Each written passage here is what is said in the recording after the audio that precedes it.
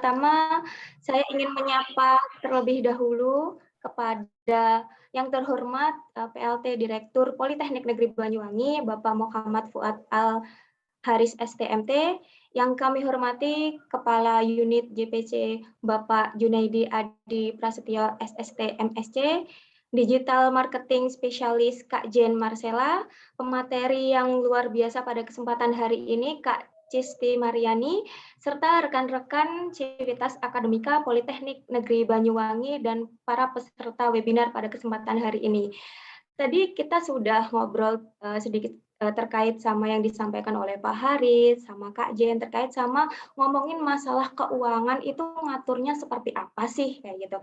Pengennya kita itu adanya pemasukan yang lebih dari apa yang kita keluarkan, seperti itu. Nah, ini ada kesempatan baik nih buat kita bareng-bareng di sini belajar untuk mendapatkan income pasif itu seperti apa saja. Apakah nanti kita itu bisa bareng-bareng mendapatkan income pasif seperti itu.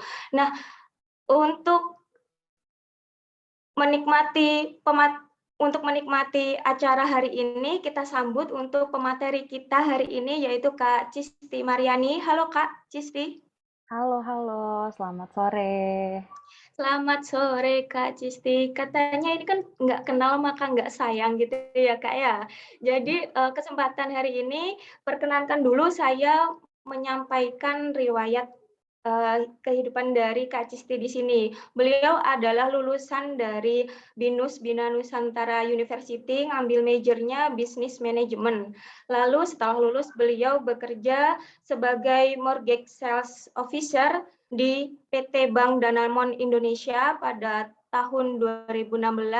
Kemudian pada tahun selanjutnya sampai 2018 beliau menjabat sebagai Business Representative Officer di PT Oto Multiarta.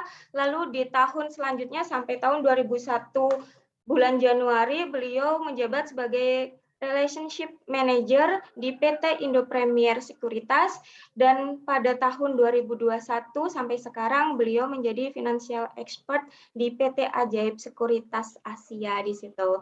Benar-benar sudah ahli dalam bidang keuangan ya Kak Cisti ya di sini ya. Iya, kita sama-sama belajar ya teman-teman sekalian ya. Iya, betul banget. Nanti kita bakal ngobrol-ngobrol kurang lebih selama 60 menit ke depan terkait sama bebas masalah keuangan, Kak. Jadi teman-teman ini kadang tuh sering, Kak, curhat sama saya itu, Bu, saya itu pengen investasi, tapi saya nggak tahu caranya. Saya itu lihat di platform Instagram itu banyak banget yang nginfoin ini loh investasi ini, investasi itu, download aplikasi, tapi saya nggak ngerti gimana cara bacanya, kayak gitu. Nah, kesempatan kali ini mungkin bisa kita manfaatkan dengan baik kepada mahasiswa juga, kepada rekan-rekan karyawan Politeknik Negeri Banyuwangi juga untuk mendapatkan income pasif itu seperti apa. Dan mungkin bisa dimaksimalkan untuk memaksimalkan materinya pada kesempatan hari ini, dan setelah ini jangan lupa akan ada door prize nantinya yang disampaikan oleh Kak Jen Marcella. Jadi benar-benar tolong dicermati baik-baik. Nanti kalau ada pertanyaan apa-apa terkait ini nanti bisa langsung dibantu oleh Kak Cisti di sini. Oke, langsung saja kalau gitu dipersilahkan ke Mbak Cisti. Oke, terima kasih atas sambutannya tim dari Politeknik Negeri Banyuwangi ya. Terima kasih dan sebuah kehormatan juga nih untuk saya, Bapak Direktur Politeknik Negeri Banyuwangi udah mempercayakan saya untuk mengisi acara di webinar yang luar biasa hari ini ya. Karena kalau saya lihat sih trennya memang anak muda zaman sekarang tuh harus udah melek investasi ya teman-teman sekalian ya. Karena sedini mungkin kita berinvestasi, sedini mungkin juga teman-teman mencapai yang namanya kebebasan finansial atau financially freedom. Siapa sih teman-teman yang nggak mau financially freedom? Ya kan? Mungkin di sesi webinar hari ini santai aja teman-teman. Jadi silakan discuss. Nanti mungkin izinkan saya untuk memaparkan materi terlebih dahulu. Nanti kalau memang masih ada sesinya, masih ada sisa waktu sebelum ke Q&A, kita open discussion aja ya. Jadi terbuka selama itu masih dalam ranah saya, yaitu masih dalam bagian investasi, entah itu saham, reksadana, silakan aja teman-teman tanyakan. Kita sama-sama di sini belajar, dan saya harap teman-teman juga bisa menambah wawasan lebih gitu ya setelah webinar ini selesai gitu. Oke, izinkan saya untuk share screen ya teman-teman sekalian ya. Ya, oke. Hari ini sesuai tema, kita ini akan membahas bebas masalah keuangan, wujudkan keajaiban masa depan. Ya, ini mungkin saya kembali lagi memperkenalkan diri. Selamat sore teman-teman semua. Terima kasih atas kesempatan yang diberikan. Saya Cisti Mariani, saya adalah Financial Expert di Ajaib Sekuritas Asia. Saya juga memiliki license WPPE dari 2018 dan saya register as a Securities Analyst. Oke, menabung versus investasi. Nah, ini kalau tadi teman-teman menyimak iklannya ajaib nih dari brand ambassador kita, Iqbal dan juga Pevita. Ini teman-teman harusnya udah tahu ya kurang lebih nih tentang investasi itu apa. Jadi teman-teman, kalau kita melihat yang namanya menabung versus dengan investasi, itu sepertinya sebuah hal yang sama tapi beda, beda tapi kembar gitu kali ya.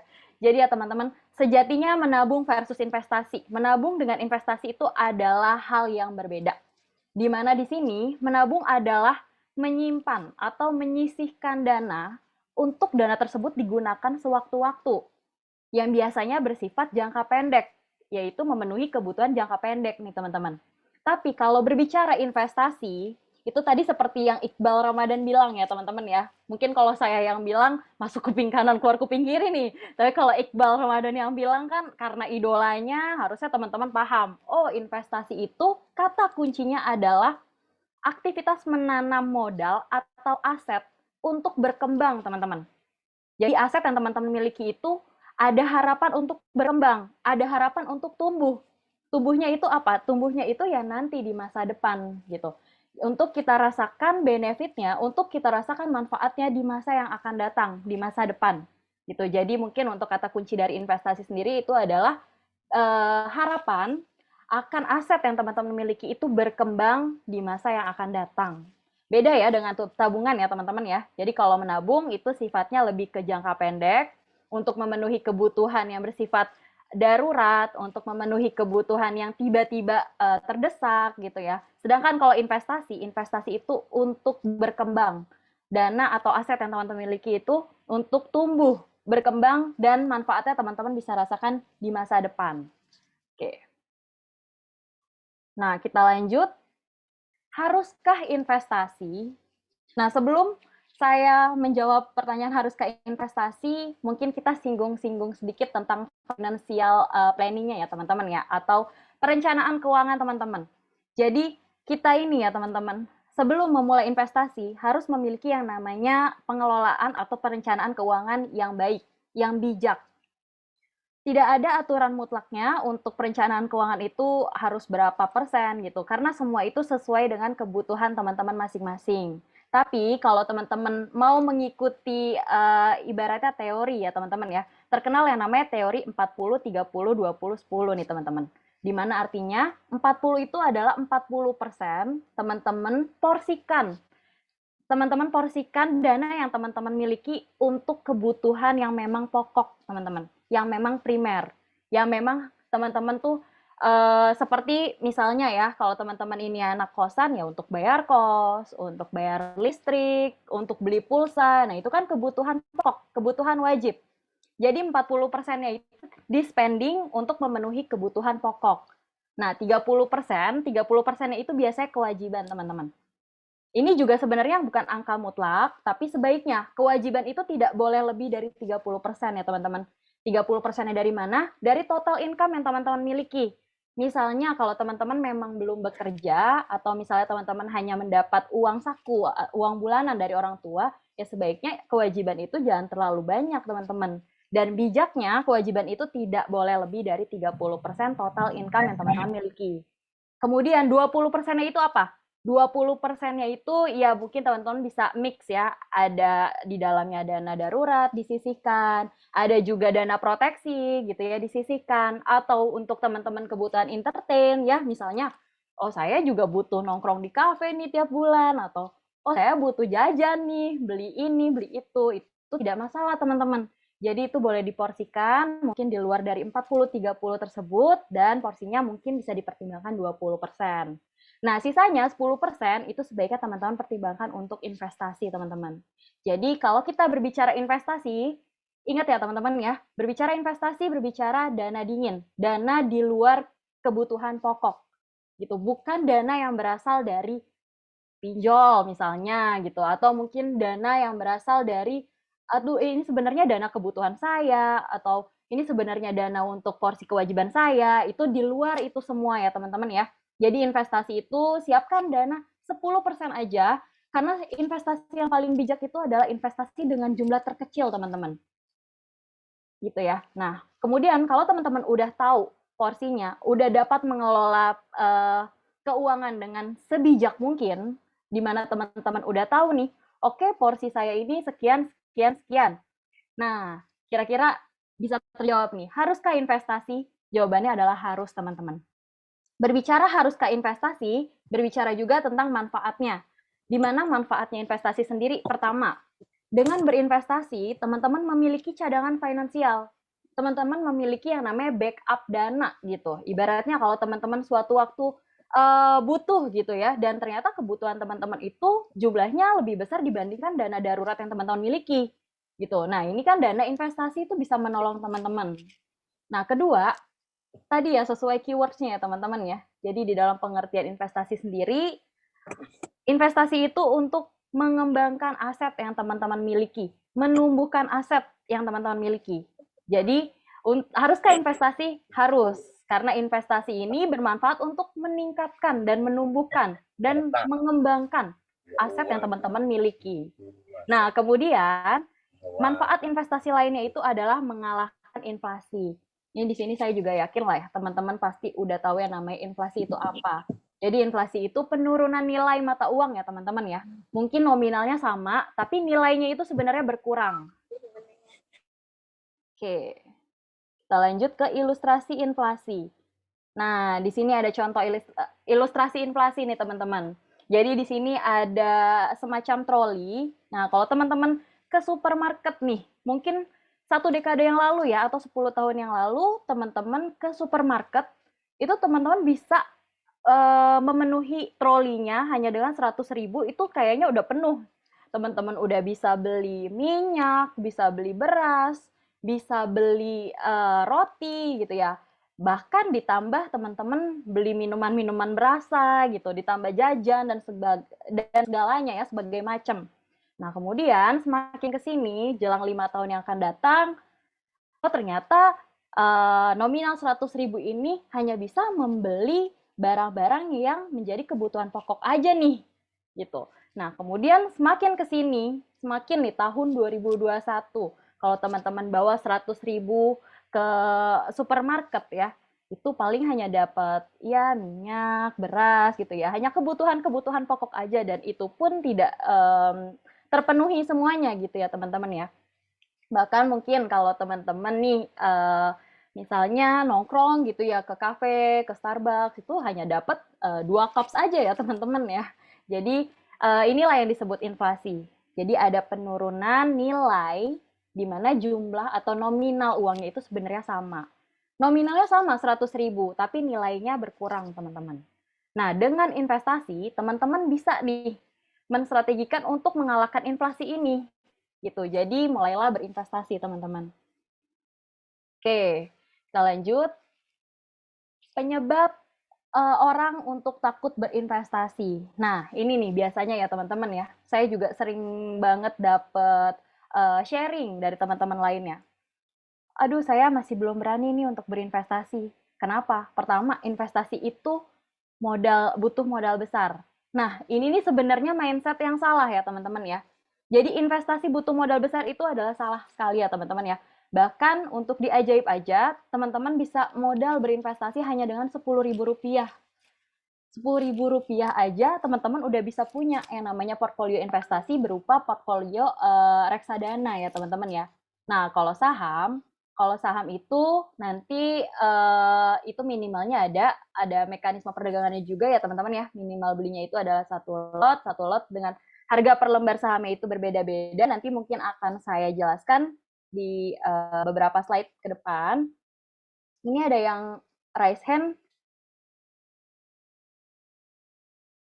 Oke.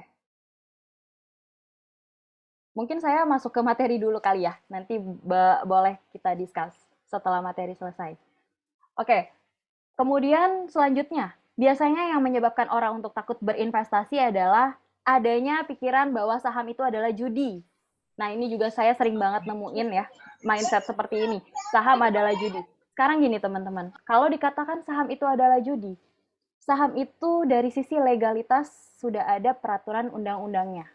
Gitu. Jadi kita juga saham ya, investasi saham itu semua udah ada diatur, udah ada pihak regulator yang berwenang, yang mengawasi, dan pihak regulator juga yang menjalankan ya, yang mengawasi mekanisme perdagangan. Dan undang-undangnya juga udah jelas, udah ada. Jadi dari sisi legalitas, saham itu legal ya teman-teman. Tidak bisa dikatakan saham itu judi. Nah, kemudian kalau kita katakan saham itu haram atau tidak halal. Nah, jadi saham itu ya teman-teman sudah disahkan oleh MUI bahwa saham ini merupakan suatu instrumen investasi yang halal atau sesuai dengan prinsip syariah, tidak melanggar prinsip syariah gitu. Kenapa? Karena saham itu ada produknya, teman-teman. Ada bisnis yang dijalankan, ada kegiatan operasionalnya. Jadi kalau yang dikatakan haram itu adalah memperjualbelikan barang yang memperjualbelikan sesuatu yang tidak ada barangnya.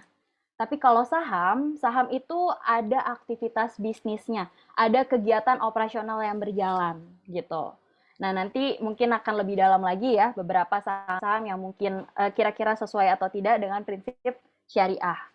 Oke, kemudian penyebab orang takut berinvestasi lainnya itu adanya pemikiran bahwa investasi itu sulit lah Kak, rumit, butuh keahlian khusus, butuh skill gitu.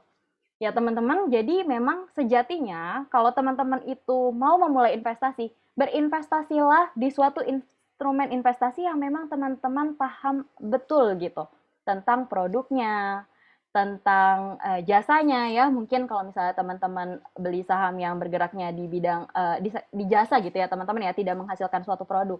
Jadi teman-teman ketika mau memulai investasi, sebaiknya teman-teman kenali kira-kira investasi ini saya tahu nggak, ini saya investasi di mana, atau investasi ini saya paham betul gitu. Minimal saya harus tahu produk atau jasanya. Nah, kemudian adanya juga mindset yang berpikir masih muda, masih banyak kebutuhan, masih mau senang-senang gitu.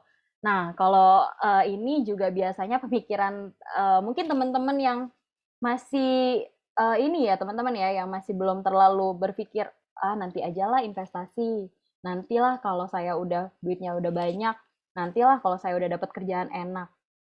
Nah, tips dari saya ya teman-teman ya, mulailah investasi sedini mungkin. Start small aja, start dari kecil aja, bahkan di Ajaib itu teman-teman bisa mulai investasi Rp10.000.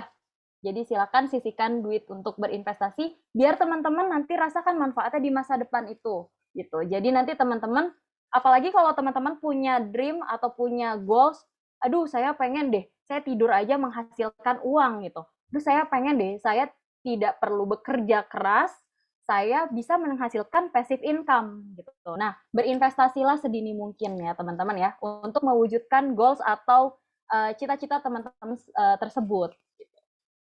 Oke, kita lanjut. Kita masuk ke do's and don'ts-nya ya teman-teman ya. Pertama ke don'ts-nya dulu nih.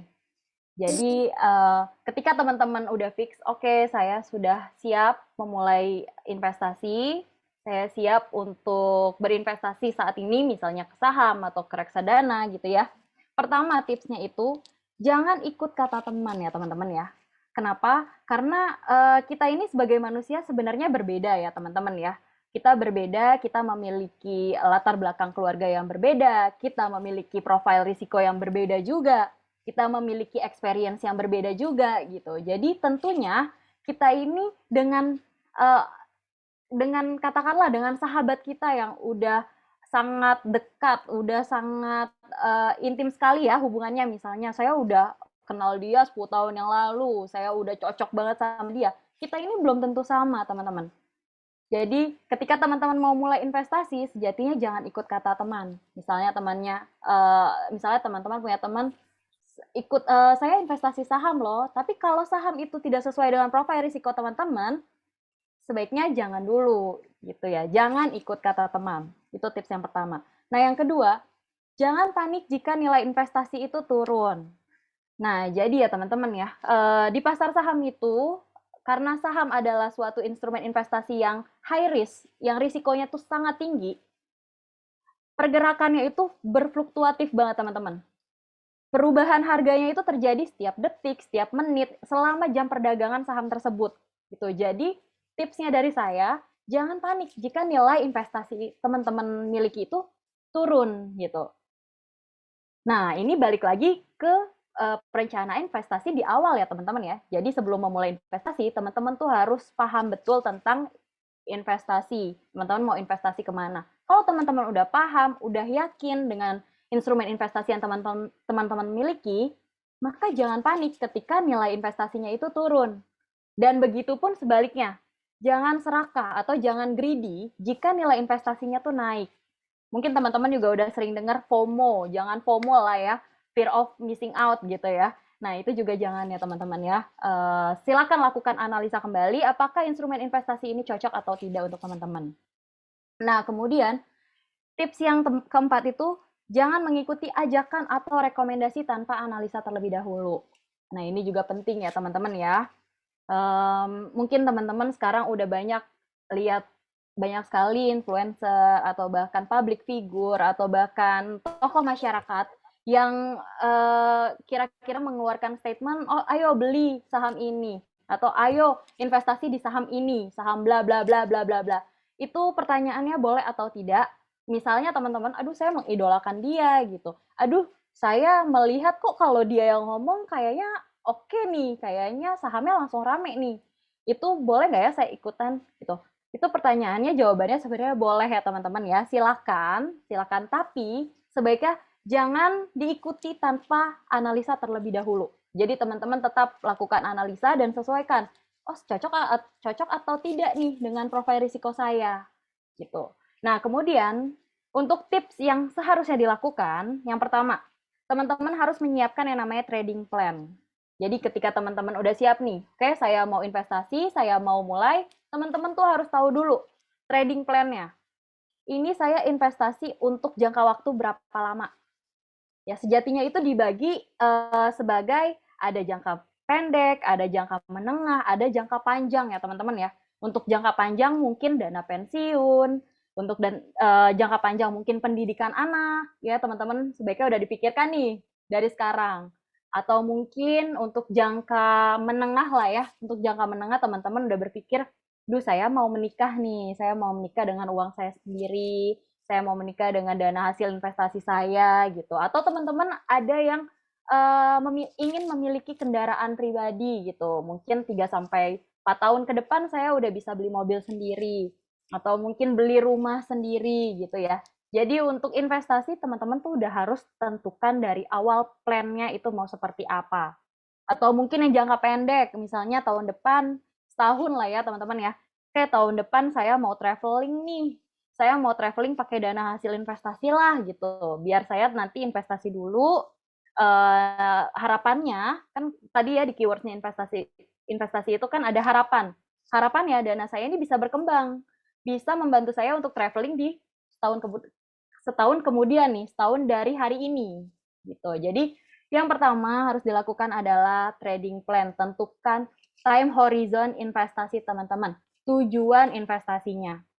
Nah, yang kedua nih, tujuan investasi dan profil risiko. Jadi setelah teman-teman udah tahu tips-tips trading plan-nya, perencanaannya, teman-teman udah tahu juga, oke, jangka waktunya saya mau jangka pendek, menengah, panjang, atau panjang gitu ya. Nah, kemudian teman-teman tentukan tujuannya ini dan sesuaikan dengan profil risiko yang teman-teman miliki.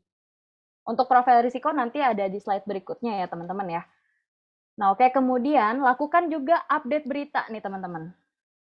Nah, ini juga sama dan relate dengan yang sebelumnya saya bilang ya, bahwa ketika teman-teman mau memulai investasi, teman-teman harus mengenali betul teman-teman tuh investasi di mana.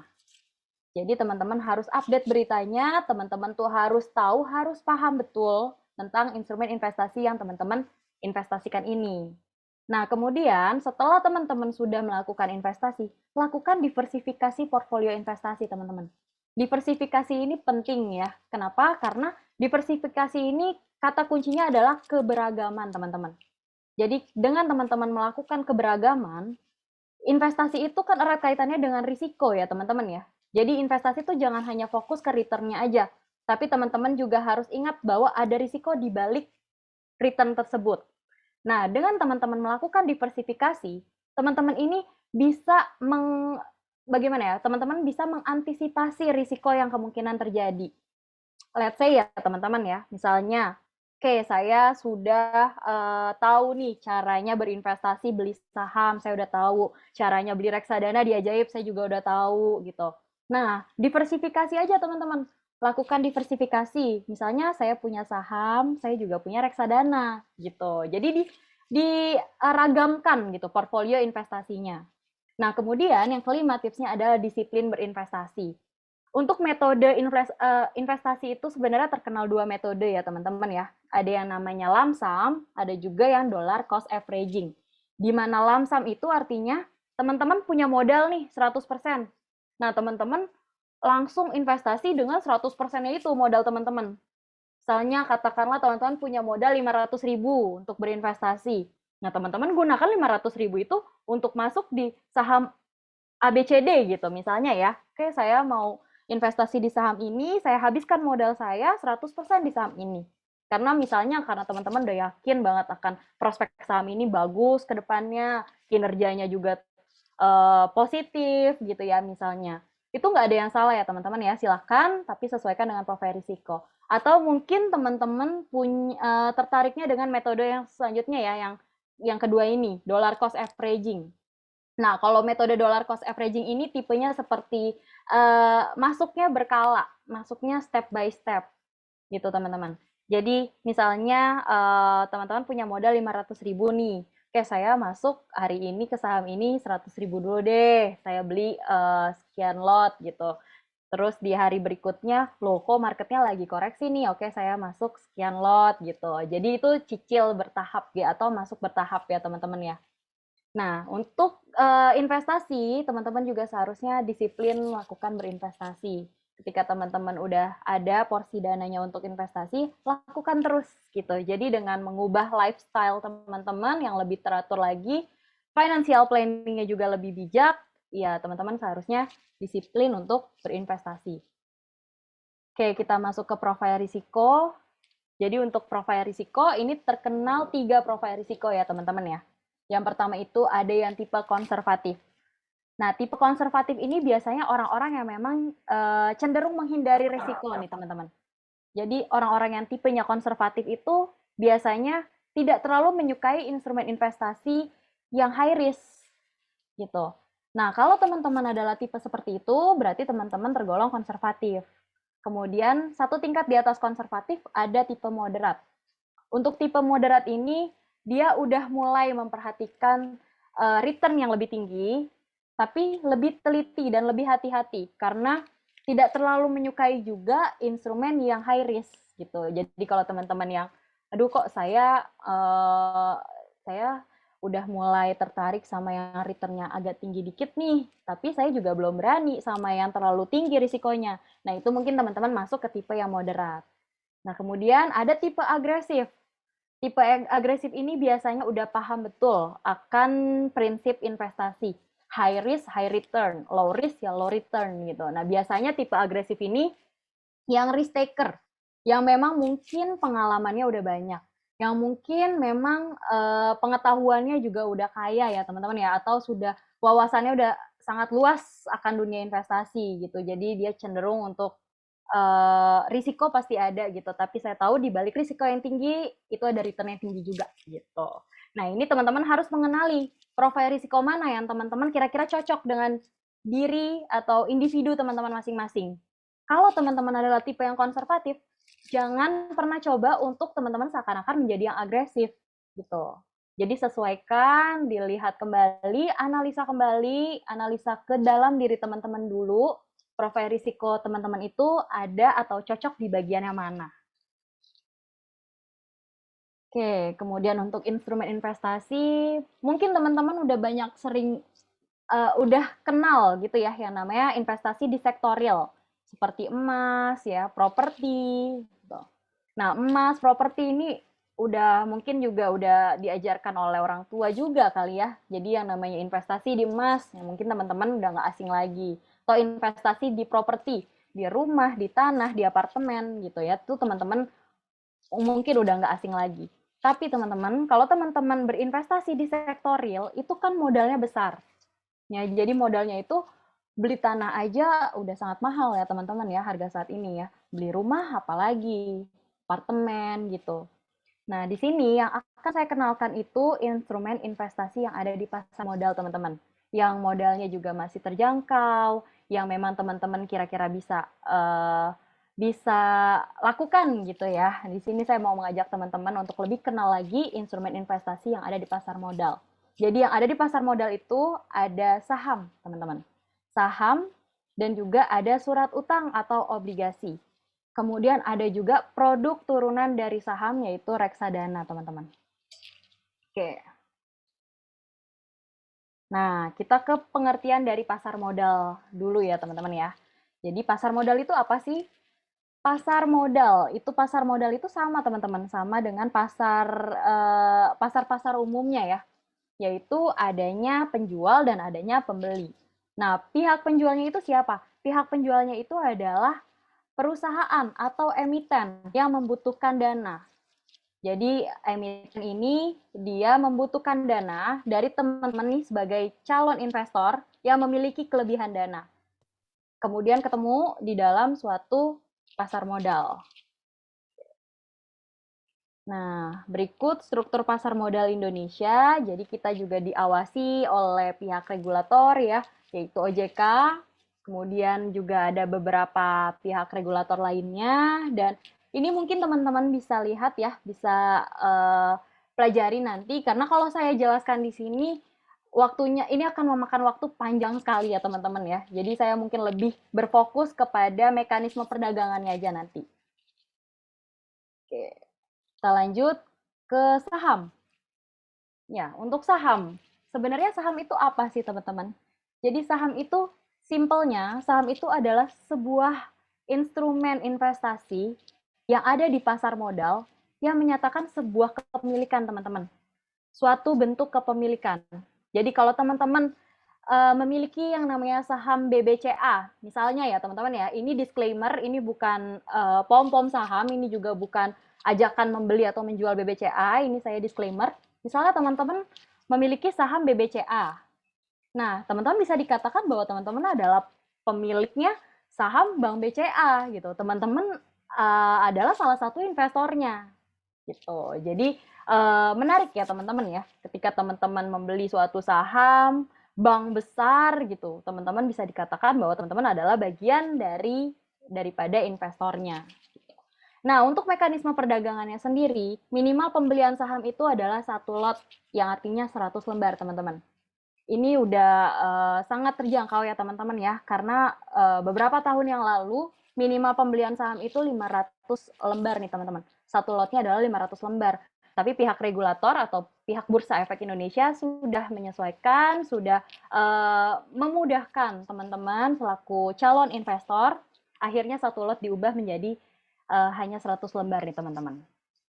Dan biasanya harga yang ditampilkan di dalam platform-platform untuk investasi di pasar modal itu biasanya adalah harga per lembar ya teman-teman ya. Jadi silakan dikali 100. Oke, untuk mekanisme perdagangan. Jadi untuk mekanisme perdagangannya itu berlaku yang namanya settlement atau proses settlement nih teman-teman. Ketika teman-teman melakukan pembelian saham, itu dibutuhkan waktu T+2. Jadi misalnya teman-teman beli hari ini ya, hari Jumat. Hari Jumat kan adalah hari terakhir perdagangan di minggu ini karena Sabtu dan Minggu libur ya teman-teman ya. Jadi kalau teman-teman beli saham hari Jumat, tadi siang teman-teman beli, nah settle di dalam portfolio teman-teman, ya nanti teman-teman di hari Selasa. Begitupun ketika teman-teman menjualnya. Ketika teman-teman lihat saham yang teman-teman beli hari ini di hari Jumat dan settle di Selasa, kemudian teman-teman mau langsung menjualnya, nah teman-teman juga membutuhkan waktu T+2 untuk saham tersebut bisa berubah atau bisa dicairkan gitu ke dana karena udah dijual gitu ya teman-teman ya. Misalnya Selasa teman-teman udah settle nih sahamnya, udah ada di portfolio investasi teman-teman. Nah, di hari itu juga teman-teman langsung melakukan jual. Nah, itu akan settle di hari Selasa, Rabu, Kamis gitu ya teman-teman ya. Jadi di hari Kamis teman-teman baru bisa lakukan penarikan dana hasil penjualan saham teman-teman. Lalu kita lanjut ke keuntungan dan juga risiko dari berinvestasi saham. Nah, untuk keuntungan teman-teman berinvestasi saham, yang pertama itu adanya dividen teman-teman. Memang ya, untuk dividen ini bukan merupakan hal wajib yang harus dilakukan emiten atau pihak perusahaan ya teman-teman. Jadi dividen ini bukan suatu kewajiban, tapi dengan teman-teman berinvestasi saham, teman-teman berpotensi untuk mendapatkan yang namanya dividen. Dividen itu apa? Dividen itu adalah suatu aksi korporasi yang dilakukan atau yang dikeluarkan oleh pihak emiten untuk membagi hasil profitnya kepada investornya teman-teman. Nah, karena teman-teman misalnya punya saham tersebut, jadi teman-teman berhak akan dividen tersebut gitu. Oke, kemudian keuntungan dari berinvestasi saham lainnya itu adalah capital gain, teman-teman. Capital gain ini adalah selisih harga saham ketika teman-teman beli dengan harga saham ketika teman-teman jual. Kalau selisihnya harga jualnya itu jauh lebih tinggi dibanding modal teman-teman beli, yaitu ada capital gain ya. Jadi teman-teman mendapatkan selisih yang positif gitu. Karena saya beli saham ini kemarin 5.000. Kalau saya jual saham ini 10.000, saya untung 5.000 gitu ya. Jadi itu yang namanya capital gain, selisih dari harga jual dengan harga modal teman-teman beli apabila selisihnya itu positif. Nah, kemudian untuk risikonya sendiri. Nah, ini tadi saya sempat singgung-singgung juga ya teman-teman ya. Jadi dalam berinvestasi jangan hanya fokus ke returnnya aja, tapi harus ingat bahwa ada risiko di balik itu. Risikonya itu pertama, perusahaannya delisting. Delisting itu artinya sudah tidak tercatat lagi di bursa, sudah tidak listing gitu, sudah tidak menjadi pihak emiten yang sahamnya itu bisa diperjualbelikan di masyarakat umum gitu ya. Jadi ketika perusahaannya delisting, maka teman-teman ya tidak bisa melakukan transaksi untuk menjual saham yang teman-teman miliki itu gitu. That's why screening saham atau pemilihan saham di awal itu sangat menentukan nih teman-teman keberlangsungan dari portfolio investasi teman-teman gitu. Jadi perusahaan delisting itu adalah risiko dari teman-teman berinvestasi saham. Nah, kemudian adanya risiko dari pergerakan harga di marketnya ya teman-teman ya. Bahkan ini bisa dikenal juga capital loss. Capital loss ini kebalikan dari capital gain ya teman-teman ya. Jadi capital loss selisih harga teman-teman beli dengan harga teman-teman jual saham tersebut apabila hasilnya malah minus teman-teman. Gitu. Ini kurang lebih untuk risikonya. Nah, ini kita lanjut. Kira-kira gimana sih Kak kalau saya udah fix nih saya sudah mau berinvestasi saham. Nah, tips untuk memilih saham di awal itu apa sih Kak? Yang pertama, kalau teman-teman pemula dan memang profil risikonya itu belum terlalu tipe-tipe yang agresif, silakan teman-teman pertimbangkan saham-saham yang blue chip, teman-teman. Saham-saham blue chip itu apa sih? Saham-saham blue chip contohnya ya, pertama sahamnya itu bisnisnya udah steady, sudah teman-teman udah tahu lah produk atau jasanya, well known company gitu. Jadi kalau teman-teman misalnya datang ke supermarket nih, terus teman-teman lihat, oh produk ini mah lebih unggul daripada kompetitornya. Nah itu mungkin bisa teman-teman pertimbangkan juga, karena itu bisa jadi itu merupakan suatu produk dari saham yang blue chip, yang ada di dalam kategori blue chip teman-teman. Dan kedua, pihak regulator atau Bursa Efek Indonesia itu sudah memudahkan para investor, teman-teman, dengan menyediakan indeks-indeks acuan. Jadi teman-teman bisa gunakan indeks acuan ketika teman-teman mau memilih saham. Ada IDX30, ada Kompas 100, ada juga LQ45. Banyak sekali, nanti saya mungkin akan perkenalkan indeks di beberapa slide ke depan ya teman-teman ya. Dan kemudian pelajari dan kenali rasio fundamental secara sederhana. Nah, kalau teman-teman dengar rasio fundamental, ini mungkin rasanya udah yang, aduh, pasti valuasi nih. Aduh, pasti rasio-rasio yang asing nih. Istilah-istilah ekonomi nih, akuntansi nih.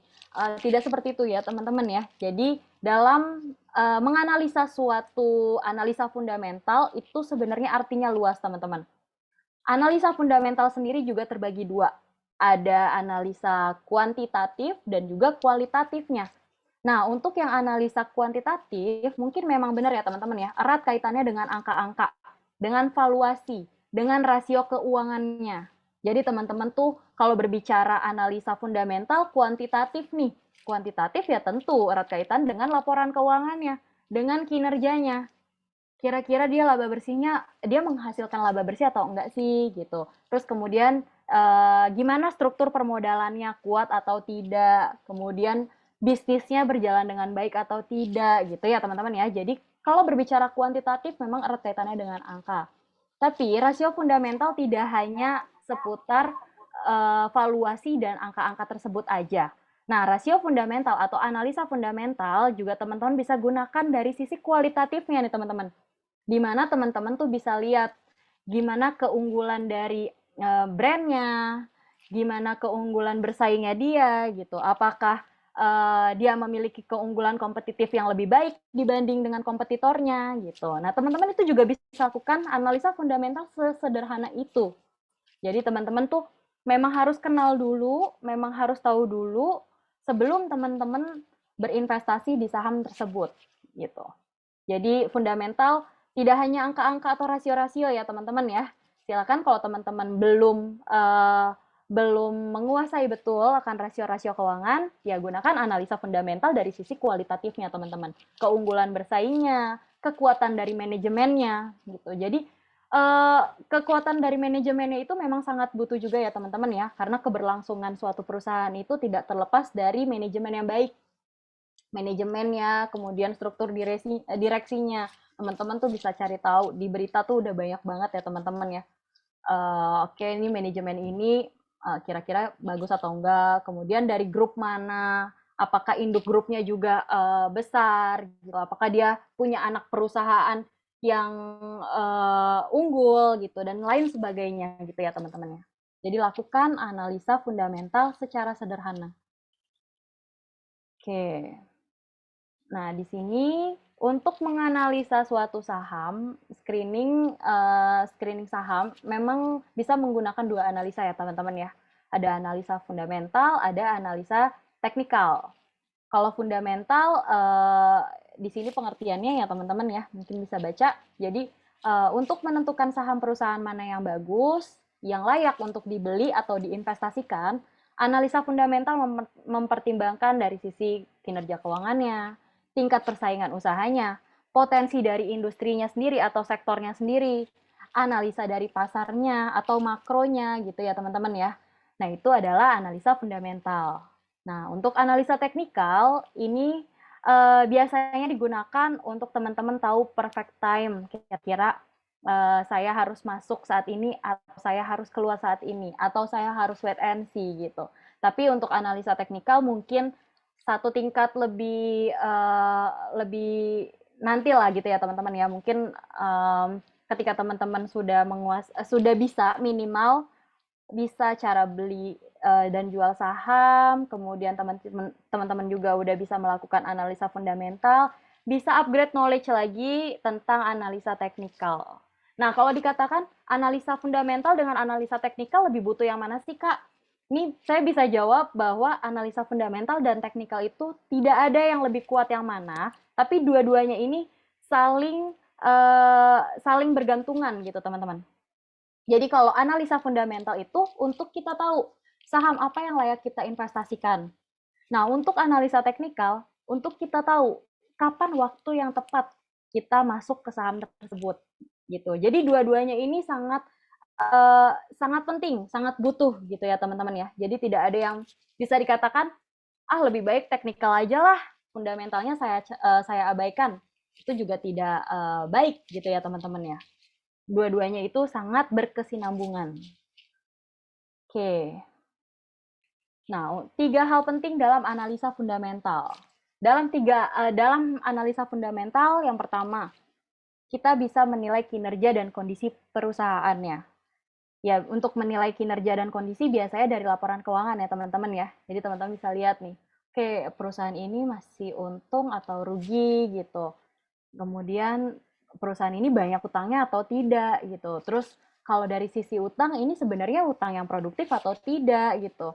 Kemudian kalau teman-teman lihat juga kok rasio keuangannya kurang baik ya dibanding dengan peers-nya atau dengan kompetitornya. Nah, itu kan adalah bagian dari analisa fundamental ya, teman-teman.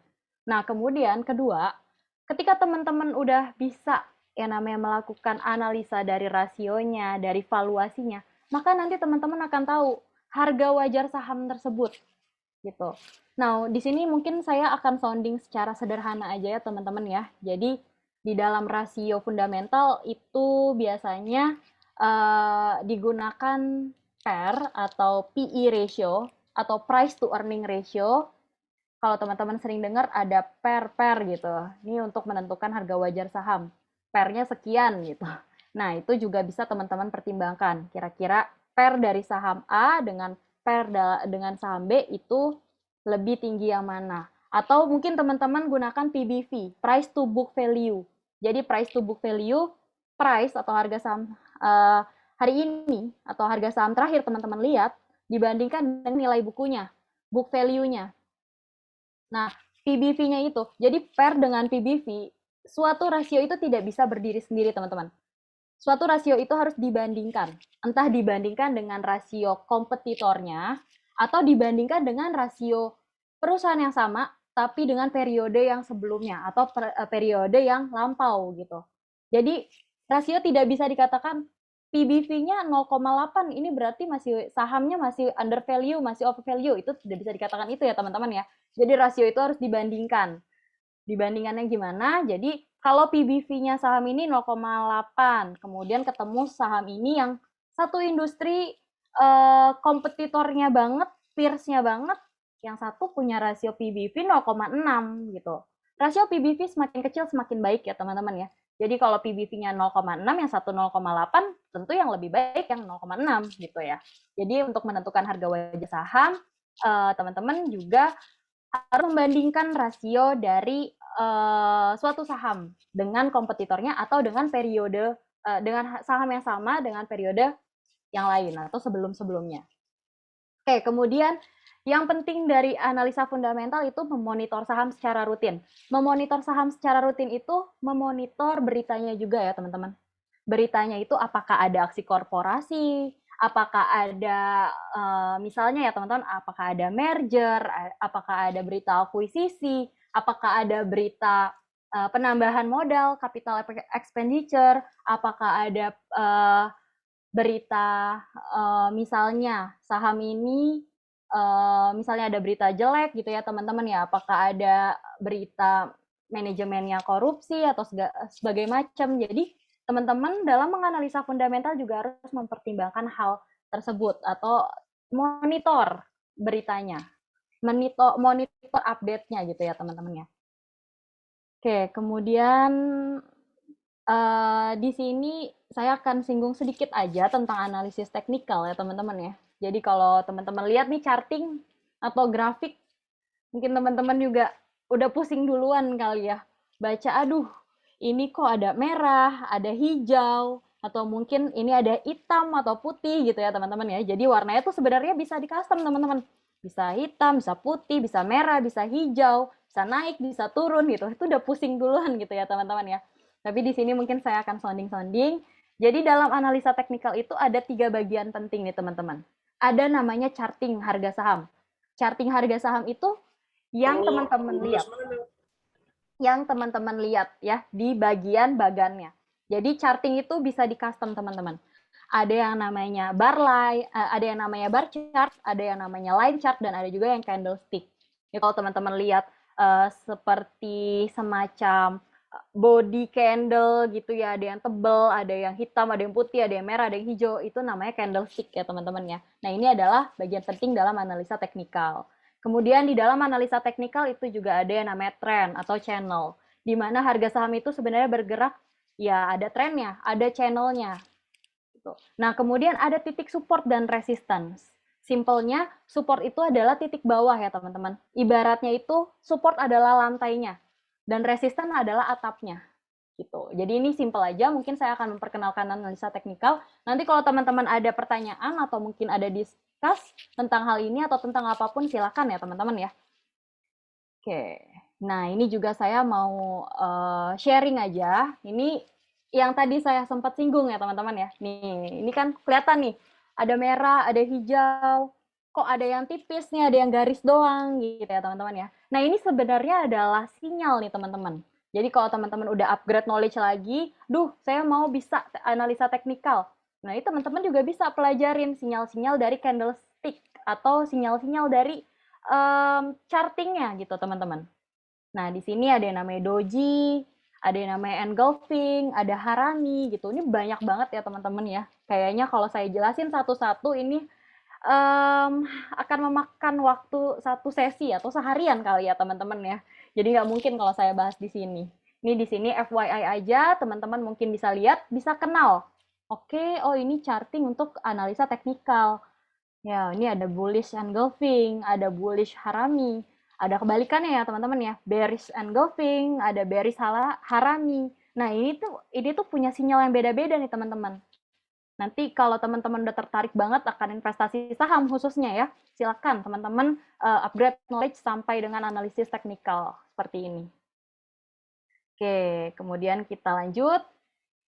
Nah, ini untuk indeks ya teman-teman ya. Jadi tadi juga saya sempat singgung, ketika teman-teman mau screening saham di awal, teman-teman bisa menggunakan indeks acuan. Indeks acuan ini sudah disediakan oleh pihak regulator, dalam hal ini adalah Bursa Efek Indonesia. Nah, di sini ada LQ45. LQ45 ini berisi 45 saham dengan kapitalisasi yang besar, teman-teman. Market cap-nya besar. Kemudian likuiditasnya baik. Likuiditas baik itu artinya apa? Likuiditas baik itu artinya saham ini tuh ramai gitu. Diperjualbelikannya itu selalu ramai gitu. Jadi ada dari sisi misalnya teman-teman punya saham yang liquid atau punya likuiditas baik. Ya, kalau teman-teman mau menjual pasti ada yang beli nih karena di pasarnya, di market ini saham ramai gitu, diperjualbelikan terus. Nah, kemudian fundamentalnya kuat, fundamentalnya strong. Nah, ini merupakan ciri-ciri dari indeks LQ45. Oke, kalau teman-teman fokus kepada saham-saham syariah, teman-teman boleh gunakan Jakarta Islamic Index nih, teman-teman. Ada JII 30, ada JII 70 juga ya, teman-teman ya. Kalau yang 30 ya berisikan 30 saham syariah yang sudah sesuai dengan prinsip syariah juga, sudah selalu dievaluasi, dan juga memiliki kapitalisasi yang besar, likuiditasnya baik gitu. Biasanya sih memang di JII ini tidak ada saham-saham bank ya teman-teman ya. Sekalinya ada mungkin perbankan syariah gitu. Jadi kalau teman-teman akan fokus kepada saham-saham yang syariah, silakan gunakan indeks JII ya teman-teman ya. JII 30 atau JII 70 dan sebagainya. Nah, kemudian kalau teman-teman fokusnya ke saham-saham yang growing nih, saham-saham yang lagi ngetren gitu ya. Biasanya kan anak-anak zaman sekarang tuh maunya, aduh saya nggak masalah deh perusahaannya masih rugi, tapi saya yakin bisnisnya itu di masa depan bisa growing. Nah, teman-teman bisa gunakan indeks IDX Growth 30 karena di Growth 30 itu berisi saham-saham likuiditasnya baik, fundamentalnya itu tumbuh, teman-teman. Dan bisnisnya itu pasti berkembang gitu. Jadi pihak regulator menilai saham-saham yang ada di dalam indeks IDX Growth 30 ini adalah saham-saham yang berkembang terus bisnisnya. Nah, ada juga yang IDX High Dividend 20. Nah, kalau tadi kan dividen itu kan salah satu keuntungan teman-teman berinvestasi saham ya. Jadi kalau teman-teman ada tertarik investasi saham ya karena pengen dapat dividen. Ya karena, aduh masa saya udah investasi di instrumen yang high risk kok saya nggak dapat dividen gitu. Nah, teman-teman bisa gunakan indeks acuan IDX High Div 20 untuk teman-teman tahu kira-kira 20 saham yang rutin bagi dividen, teman-teman. Jadi di dalam IDX High Div 20 ini isinya dividen perusahaan yang dividen yield-nya itu tinggi. Kemudian selama 3 tahun terakhir itu selalu rutin membagikan dividen. Ada yang dalam setahun membagi 2 kali dividen gitu, minimal 1 kali gitu saham tersebut membagi dividen. Karena sebenarnya dividen itu tidak diwajibkan ya teman-teman ya. Jadi tidak diwajibkan emiten itu mengeluarkan dividen dalam suatu tahun atau dalam suatu periode tertentu. Jadi dividen itu bukan sebuah keharusan. Oke. Nah, di sini mungkin saya mau bercerita aja di sini. Jadi di sini adalah performance dari IHSG ya teman-teman ya. Kalau teman-teman kira-kira masih berpikir lagi, kenapa saya harus investasi di saham? Nah, ini teman-teman bisa lihat. Ini adalah performance IHSG kita nih teman-teman. Ini saya ambil dari setahun ke belakang ya, tepatnya itu di Januari 2019 nih teman-teman. Kalau teman-teman bisa menyimpulkan dalam chart ini, mungkin teman-teman melihat ya, waduh kok dari Januari 2019 tiba-tiba koreksi turun gitu ya. Turun di Maret 2020. Turunnya tuh dalam banget. Tapi setelah turun itu beranjak naik, beranjak pulih, recovery gitu ya teman-teman ya. Nah, di sini kita tahu ya teman-teman ya bahwa tahun lalu tepatnya di bulan Maret 2020 kita prihatin ya teman-teman ya karena kita kena yang namanya pandemi COVID-19 gitu. Jadi di Maret 2020 kita terkena ya ada 2 orang suspek COVID ya yang ditemukan di Depok ya teman-teman ya di Maret 2020. Nah itu market saham kita ini langsung merespon teman-teman. Investor saat itu juga khawatir, panik, sehingga melakukan panic selling, sehingga melakukan penjualan aset-aset investasinya karena berpikir, waduh, ketika COVID-19 masuk, pemerintah juga masih belum tahu gitu harus melakukan kebijakan apa sehingga yang hanya bisa dilakukan adalah melakukan pembatasan sosial atau lockdown ya teman-teman ya. Dimana ketika lockdown itu kan segala mobilitas itu kan terhenti ya teman-teman ya. Aktivitas bisnis terhenti gitu. Udah mulai terlihat banyak perusahaan yang berimpact ya atau terkena efek dari pembatasan sosial tersebut gitu sehingga investor itu panik. Investor itu cenderung mengambil atau mengambil dananya, menarik dananya gitu. Jadi waktu itu sampai ada pemikiran cash is a king gitu ya teman-teman ya. Jadi di sini kalau kita lihat performance IHSG memang betul di Maret 2020 saat pandemi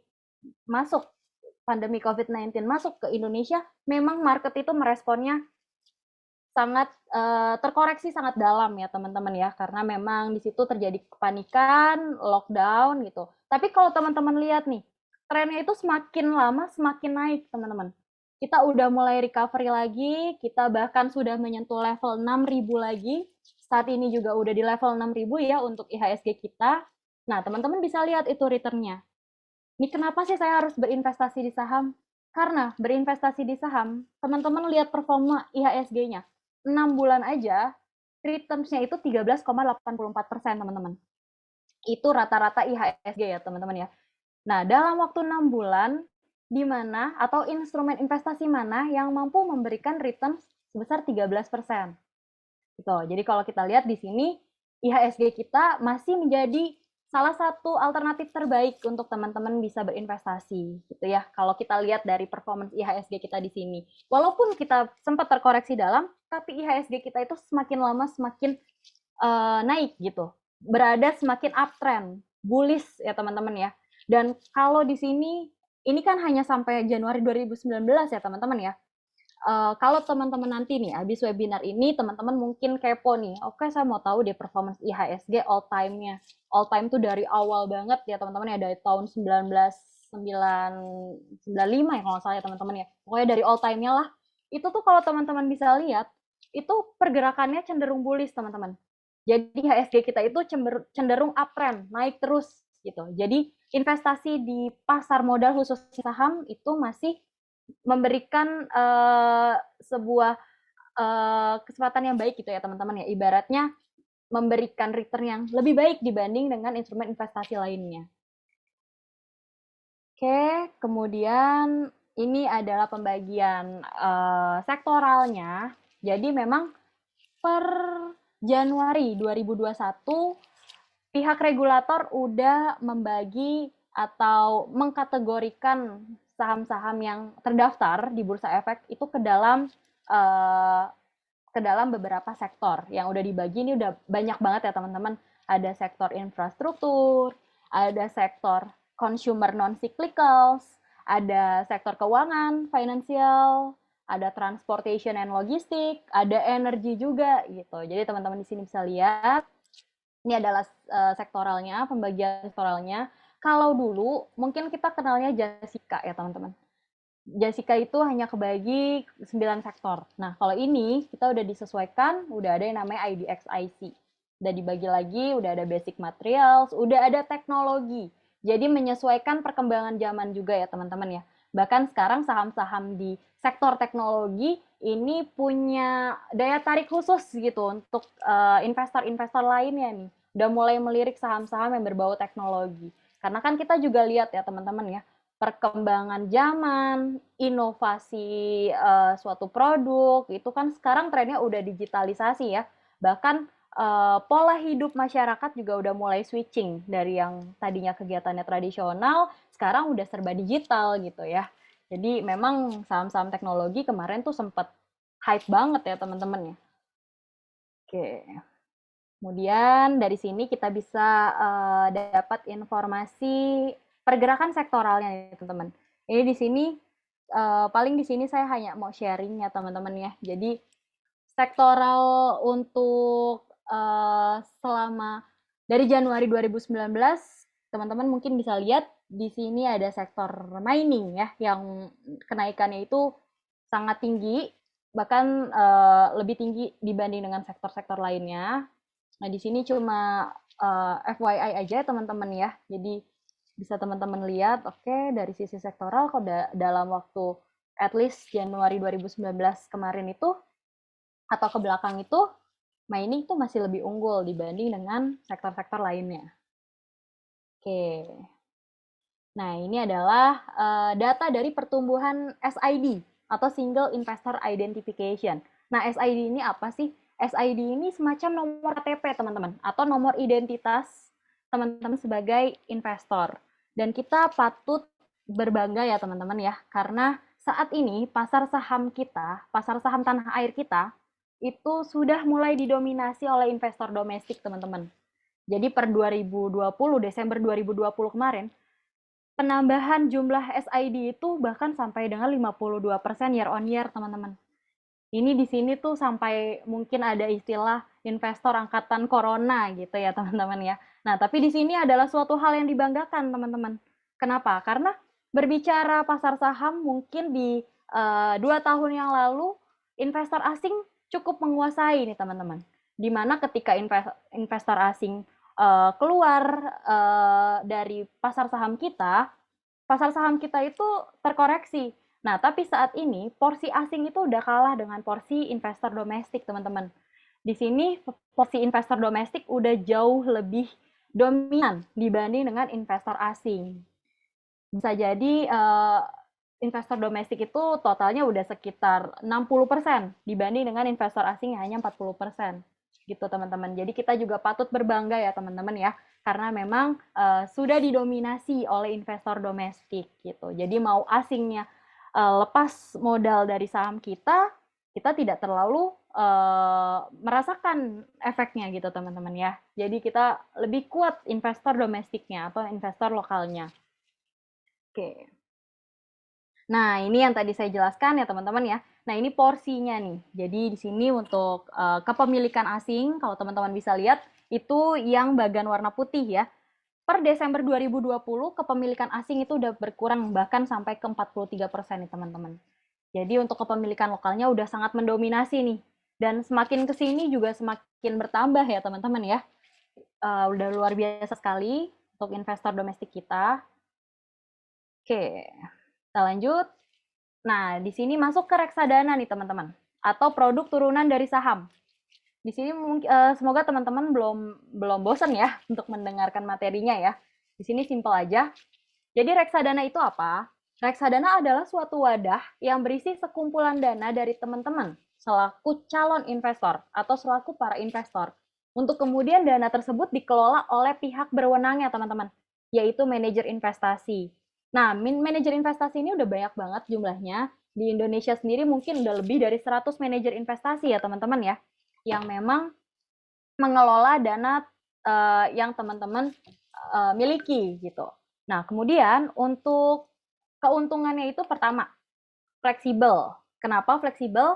Karena kalau teman-teman berinvestasi reksadana, teman-teman itu tidak memiliki jangka waktu jatuh tempo, teman-teman. Jadi teman-teman misalnya boleh berinvestasi atau boleh membeli reksadana hari ini. Nah, nanti minggu depan teman-teman butuh duitnya, itu boleh langsung dicairkan. Gitu. Jadi fleksibel, tidak ada jangka waktu jatuh temponya. Nah, kemudian yang kedua, dikelola oleh lembaga profesionalnya ya, teman-teman. Atau lembaga yang berwenangnya. Jadi teman-teman kalau menganalisa suatu saham itu kan memang analisanya secara mandiri gitu ya. Teman-teman lakukan analisa fundamentalnya, terus kalau misalnya udah bisa teknikalnya gitu. Tapi kalau reksadana ini udah ada pihak profesionalnya nih, atau dalam hal ini manajer investasi.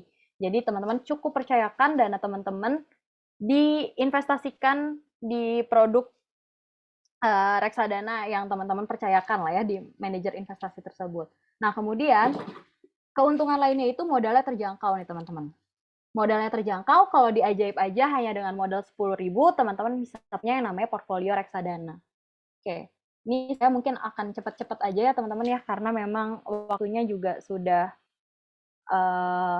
sedikit lagi. Oke, di sini ada jenis reksadana teman-teman. Di Indonesia itu ada 4 jenis reksadana.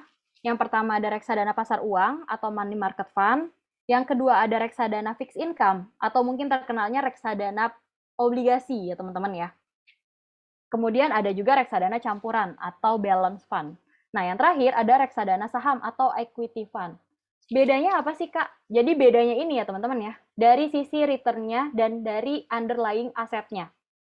Underlying aset tuh maksudnya apa? Underlying asetnya itu gini, teman-teman. Jadi reksadana pasar uang, ini reksadana yang memang return-nya itu low, atau return-nya itu lebih rendah dibanding dengan ketiga jenis reksadana lainnya.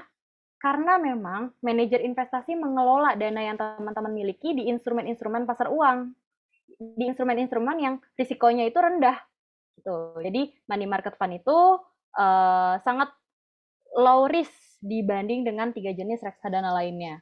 Nah, kemudian ada reksadana pendapatan tetap, di mana nanti dana dari teman-teman akan dikelola oleh manajer investasi minimal 80%-nya ke obligasi. Obligasi jangka pendek, jangka menengah, jangka panjang, obligasi pemerintah atau obligasi korporasi gitu ya. Jadi minimal 80%-nya ke obligasi.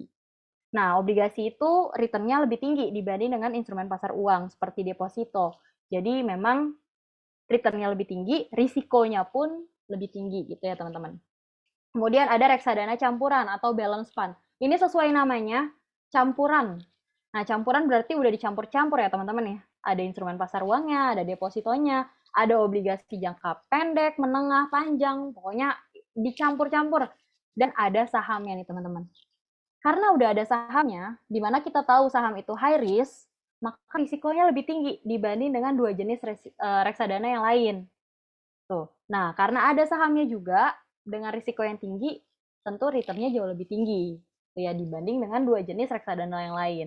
Nah, kemudian yang terakhir ada reksadana saham atau equity fund yang memang di sini dari sisi risiko paling tinggi. Tapi dari sisi return juga tentu paling tinggi juga ya teman-teman dibanding dengan 3 jenis reksadana lainnya. Karena apa? Karena minimal 80%-nya manajer investasi akan mengelola dana dari teman-teman sekalian itu ke saham. Gitu. Jadi minimal banget 80% dikelolanya di saham nih. Oke. Oke, saya mungkin akan percepat sedikit ya teman-teman ya. Di sini kita masuk ke fitur unggulan ajaib. Pertama kita punya fitur news yang teman-teman bisa temukan nanti di dalam aplikasi ajaib. Di sini seperti yang tadi saya katakan, dalam menganalisa suatu saham itu tidak terlepas menganalisa beritanya ya teman-teman ya. Jadi kita juga provide yang namanya fitur news, teman-teman bisa dapatkan di aplikasi ajaib yang membedakan dengan portal berita lainnya. Kita di sini tampilkan saham-saham yang relate dengan berita tersebut teman-teman. Jadi kalau di portal berita itu mungkin ada judul berita dan juga ada beberapa kata-kata dari body beritanya ya teman-teman ya. Tapi kalau di aplikasi ajaib, kita tampilkan saham-saham yang relate dengan berita tersebut. Kayak di contoh, ini ada berita, catat, ini jadwal pembagian dividen interim Unilever, SMSM, Demas gitu. Nah, kita tampilkan saham yang relate dengan berita tersebut. Ada Unilever yang 0% ya, lagi stagnan. Kemudian ada SMSM yang lagi di zona optimis, di teritori positif, ada Demas juga gitu ya teman-teman ya. Jadi di fitur news ini kita tampilkan saham-saham yang relate dengan berita tersebut. Oke, kemudian kita juga punya yang namanya fitur competitive ranking. Di sini juga memudahkan teman-teman, khususnya dalam melakukan analisa fundamental, karena kita sudah berikan ranking teman-teman kepada rasio-rasio fundamentalnya.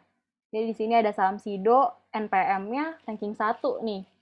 Nah, ada saham SIDO-nya ini juga ROA-nya, return on asset-nya ranking 2. Nah, dari informasi ranking-ranking tersebut bisa teman-teman jadikan bahan pertimbangan untuk melakukan analisa fundamental mengenai rasio valuasi tersebut gitu ya teman-teman.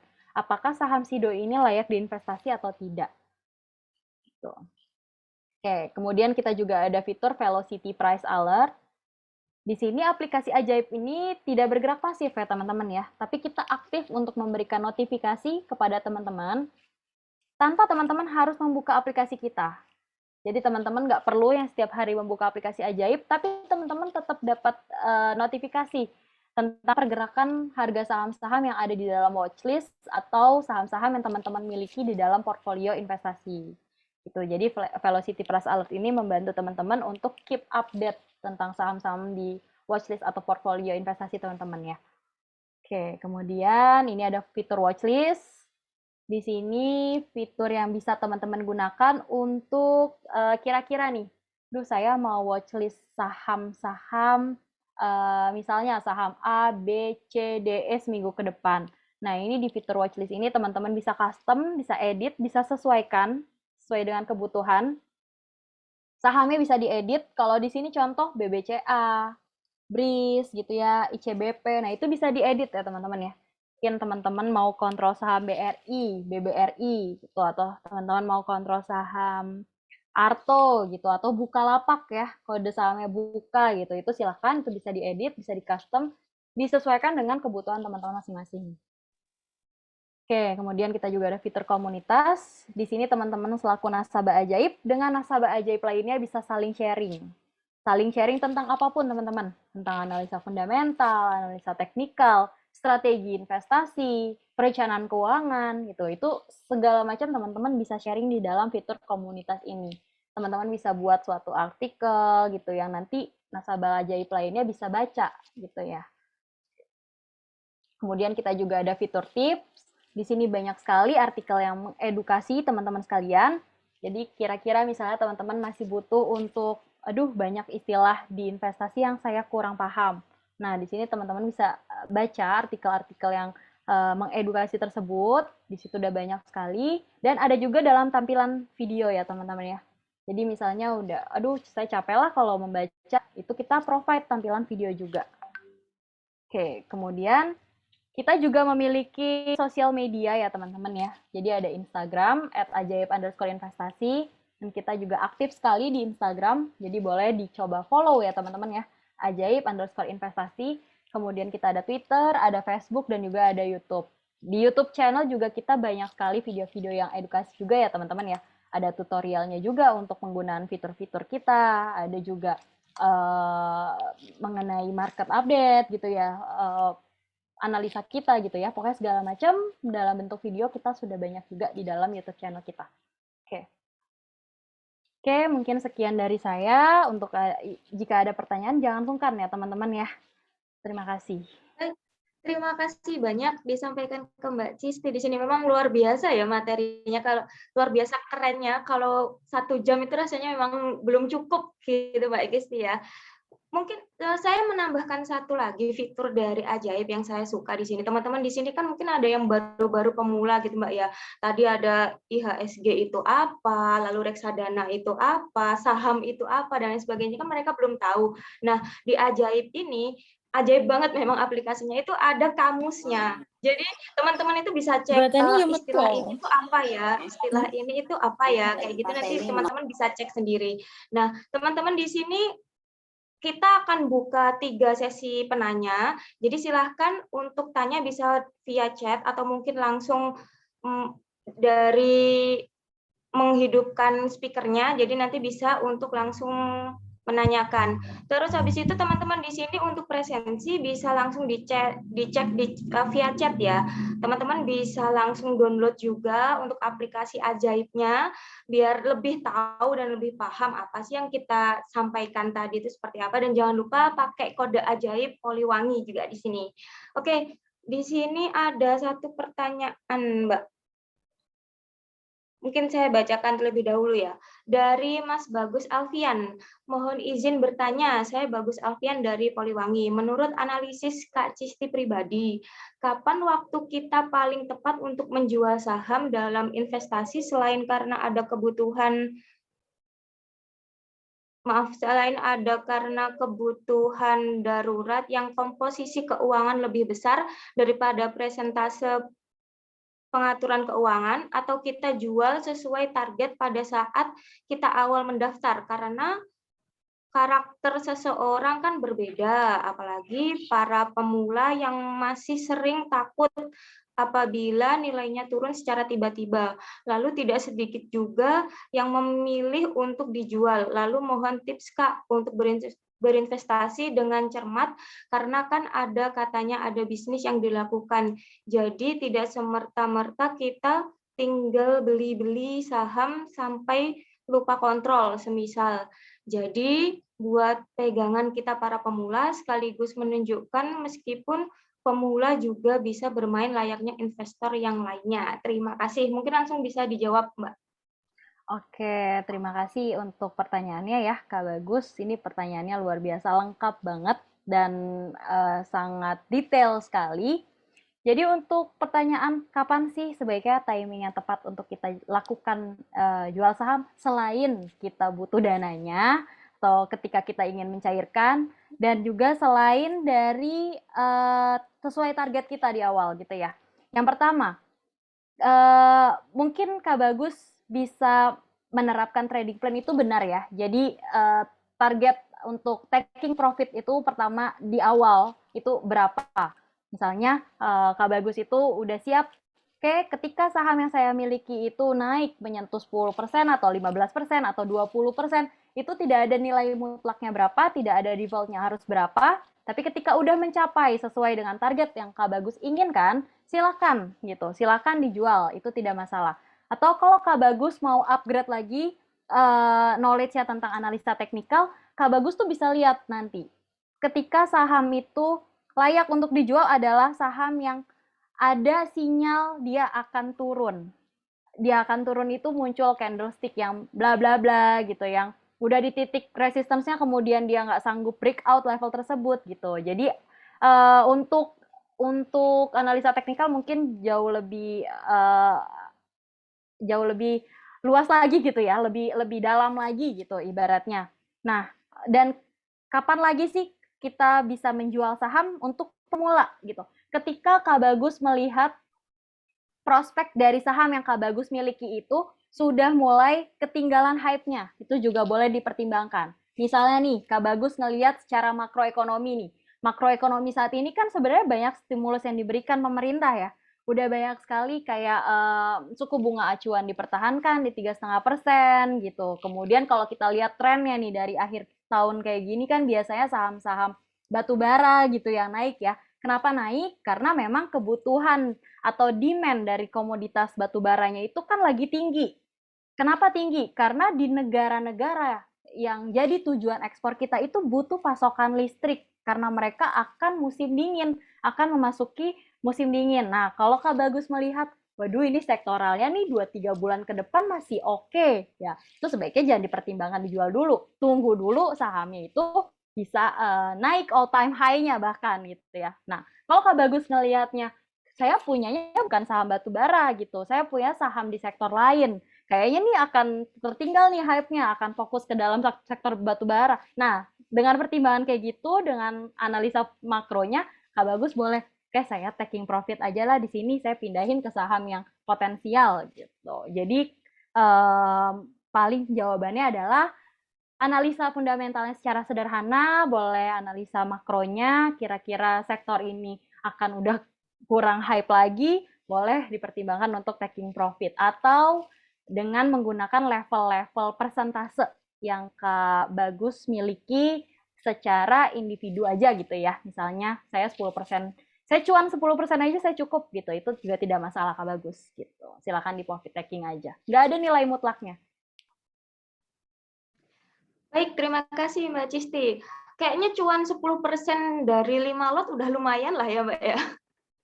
Oke, selanjutnya untuk penanya yang kedua ini Mbak, dari Kak Dimas, bagaimana pendapat Anda tentang dampak atau pengaruh dari valuasi saham Indonesia yang saat ini menurut saya kurang stabil, yang dikarenakan oleh resesi tahun 2020 dan apa dampak dari quantitative easing yang dilakukan oleh Bank Indonesia terhadap pasar saham Indonesia? Kayaknya berat banget ya pertanyaan Dimas ini ya, udah expert banget sepertinya. Oke, silakan Mbak Jisti. Oke, terima kasih Kak Dimas untuk pertanyaannya, luar biasa banget ya. Jadi di sini Kak Dimas nanya gimana opini saya tentang dampak atau pengaruh ya dari valuasi saham Indonesia yang kemarin itu kita memang sempat ekonomi kita itu resesi. Ya, tapi kan Kak Dimas ya, kalau kita lihat dari fundamental ekonomi kita tuh sebenarnya masih kuat loh. Jadi PDB kita ini tumbuh, bahkan kita ini adalah salah satu negara yang ada di antara G20 dengan PDB terbaik nih, Kak Dimas. Kita masih ada, kalau nggak salah 20 besar gitu. Kita masih tergolong negara dengan pertumbuhan PDB yang sangat baik. PDB kita baik kenapa? Karena kinerja ekspor kita luar biasa, Kak Dimas. Di periode sebelumnya ya, di periode Agustus 2021 kinerja ekspor kita tuh luar biasa sekali. Bahkan neraca perdagangan kita tuh akhirnya surplus karena kinerja ekspor kita yang luar biasa. Nah, kalau dikatakan kita ini perekonomiannya kurang stabil karena kemarin itu sempat resesi, jadi pandemi itu tidak hanya dialami oleh negara-negara kita aja gitu, atau negara-negara berkembang aja nih, Kak Dimas, tapi negara-negara adidaya, G7 ya, atau negara-negara yang berkuasa ya, seperti Amerika Serikat, itu mereka juga mengalami pandemi. Mereka juga mengalami yang namanya uh, pertumbuhan perlambatan ekonomi gitu ya, atau perlambatan ekonomi gitu ya, Kak Dimas ya. Dan efeknya itu apa ke valuasi saham? Efeknya itu gini, memang tentu akan terkoreksi ya. Seperti yang tadi Kak Dimas juga lihat, ketika pandemi global atau COVID-19 kita masuk, di bulan Maret kan performance IHSG kita turun dalam. Tapi lama-lama kita tuh recovery, kita mulai naik lagi gitu, kita mulai mencatatkan higher high, higher low. Jadi kalau di charting tuh kita udah naik terus gitu ibaratnya. Udah masuk, udah trennya tuh udah bullish gitu ya, uptrend gitu. Nah, jadi kalau terhadap valuasi saham di Indonesia, karena kuatnya ekonomi kita, tadi Mas, tentunya aktivitas bisnis kita juga kan akan berjalan, akan kembali normal, kembali recovery. Dan kita juga lihat sekarang pemerintah itu udah nggak menggunakan lockdown lagi, udah menggunakan PPKM bahkan udah dilonggarkan, mobilitas juga sekarang udah seperti normal lagi ya, seperti pre-COVID, udah seperti kita udah mulai bisa hidup berdampingan dengan COVID gitu. Jadi selain fundamental ekonomi kita kuat, mobilitas ekonomi atau roda bisnis kita juga udah mulai berjalan normal gitu. Tentunya valuasi saham atau kinerja perusahaan-perusahaan itu akan balik lagi, recovery lagi, akan positif lagi gitu. Jadi kinerja perusahaan tentu diiringi dengan penguatan ekonomi, pemulihan ekonomi semakin positif, Kak Dimas. Nah, kemudian apa dampak dari quantitative easing? Nah, kuantitatif ini kan adalah pengetatan gitu ya, kebijakan moneter gitu ya. Jadi ini berhubungan dengan kebijakan bank sentral. Nah, kemarin yang memang menjadi isu adalah tapering dari Amerika Serikat. Nah, ini adalah isu global nih Kak Dimas. Sedangkan kalau di dalam Indonesia sendiri itu sebenarnya tidak terlalu berasa. Justru bank sentral kita ini memberikan stimulus, mempertahankan tingkat bunga acuan kita masih rendah di level 3,5%, ya, BI 7 days reverse report kita itu masih di level 3,5%, itu artinya BI atau bank sentral kita ini masih ingin memicu untuk market atau tingkat konsumsi itu bergerak normal lagi gitu, Kak Dimas. Jadi justru kebijakan dalam negeri itu untuk membantu perekonomian semakin pulih gitu efeknya. Nah, mungkin yang menjadi permasalahan yang Kak Dimas maksud quantitative easing itu adalah yang tapering Amerika kemarin ya. Jadi kalau kita berkaca dari historical nih Kak Dimas, di 2013 itu Amerika memang sempat melakukan tapering. Dampaknya di pasar saham kita ini sangat gak karuan. Rupiah kita kalah dengan dolar ya. Jadi saat itu kalau nggak salah perubahannya dari 9.000 sampai dengan 12.000 gitu. Itu rupiah kita sangat kalah sama dolar. Kemudian asing keluar modalnya dari pasar saham kita sehingga saham kita ini jatuh gitu ya. Pasar saham kita IHSG kita itu terkoreksi sangat dalam. Nah, tapi dampaknya saat ini beda sama dengan di tahun 2013 yang silam, Kak Dimas. Kenapa? Pertama, investor domestik kita udah menguasai, Kak Dimas. Tadi kan juga di materi ada ya, jadi investor domestik kita udah lebih banyak porsinya dibanding dengan investor asing. Jadi mau asing keluar, mau asing melepas modalnya, kita itu udah sangat kuat. Investor domestik kita udah lebih dominan. Ekonomi kita steady, ekonomi kita kuat gitu, fundamental ekonomi kita kuat. Cadangan devisa kita tinggi saat ini, kemudian PDB kita juga masih tumbuh, kita udah keluar dari yang namanya resesi, nilai ekspor kita luar biasa sekali gitu ya, dan pemerintah juga masih menggerakkan roda ekonomi dengan cara memberikan stimulus-stimulus, masih mempertahankan PPNBM 0%, masih juga memberikan program pemulihan ekonomi nasional, subsidi upah gitu ya. Jadi impact-nya itu sebenarnya udah sangat positif sih sebenarnya Kak Dimas. Dan tentunya ke dalam valuasi saham di Indonesia ya, atau ke dalam valuasi emiten-emiten perusahaan-perusahaan yang terdaftar di bursa efek khususnya, itu masih akan sangat positif sekali sih Kak Dimas. Gitu. Semoga menjawab ya.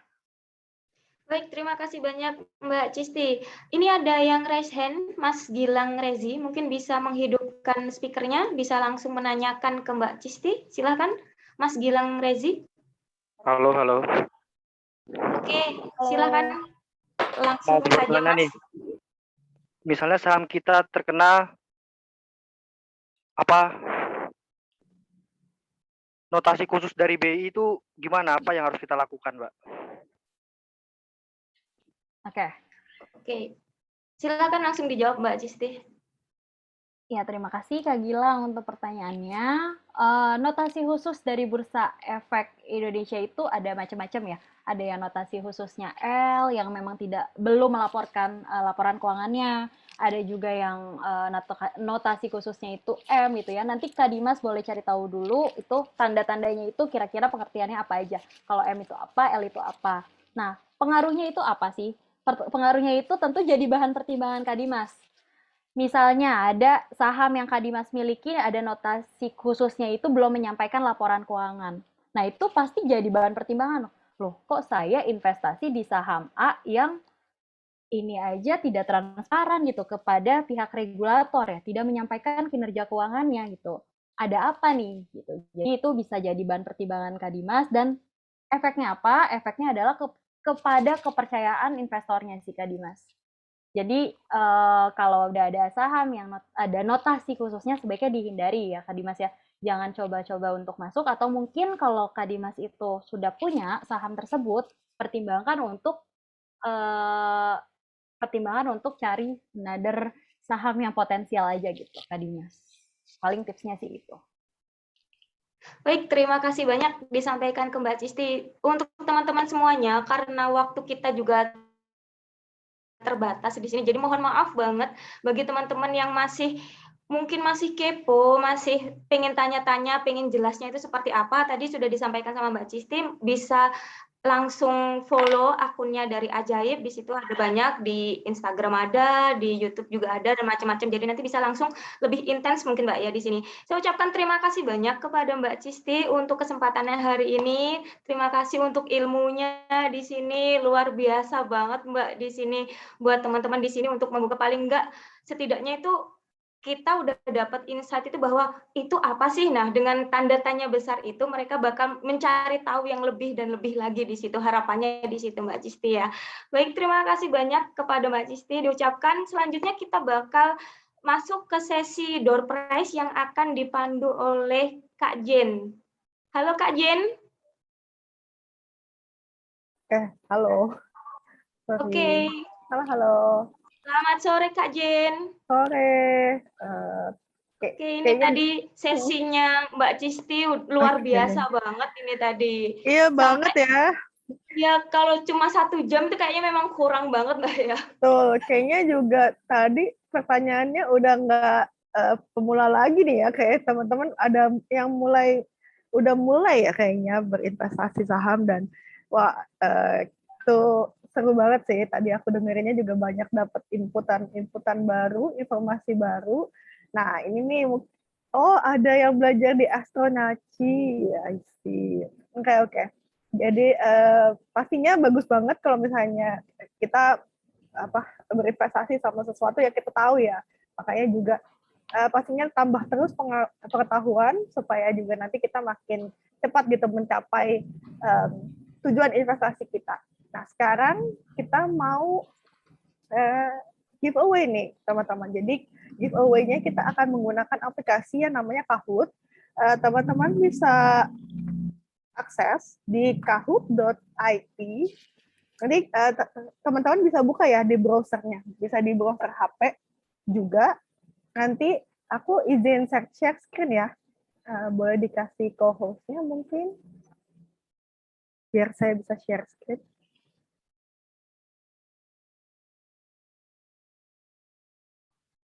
Oke, operator bisa dibantu mungkin untuk Mbak Jen bisa jadi ini.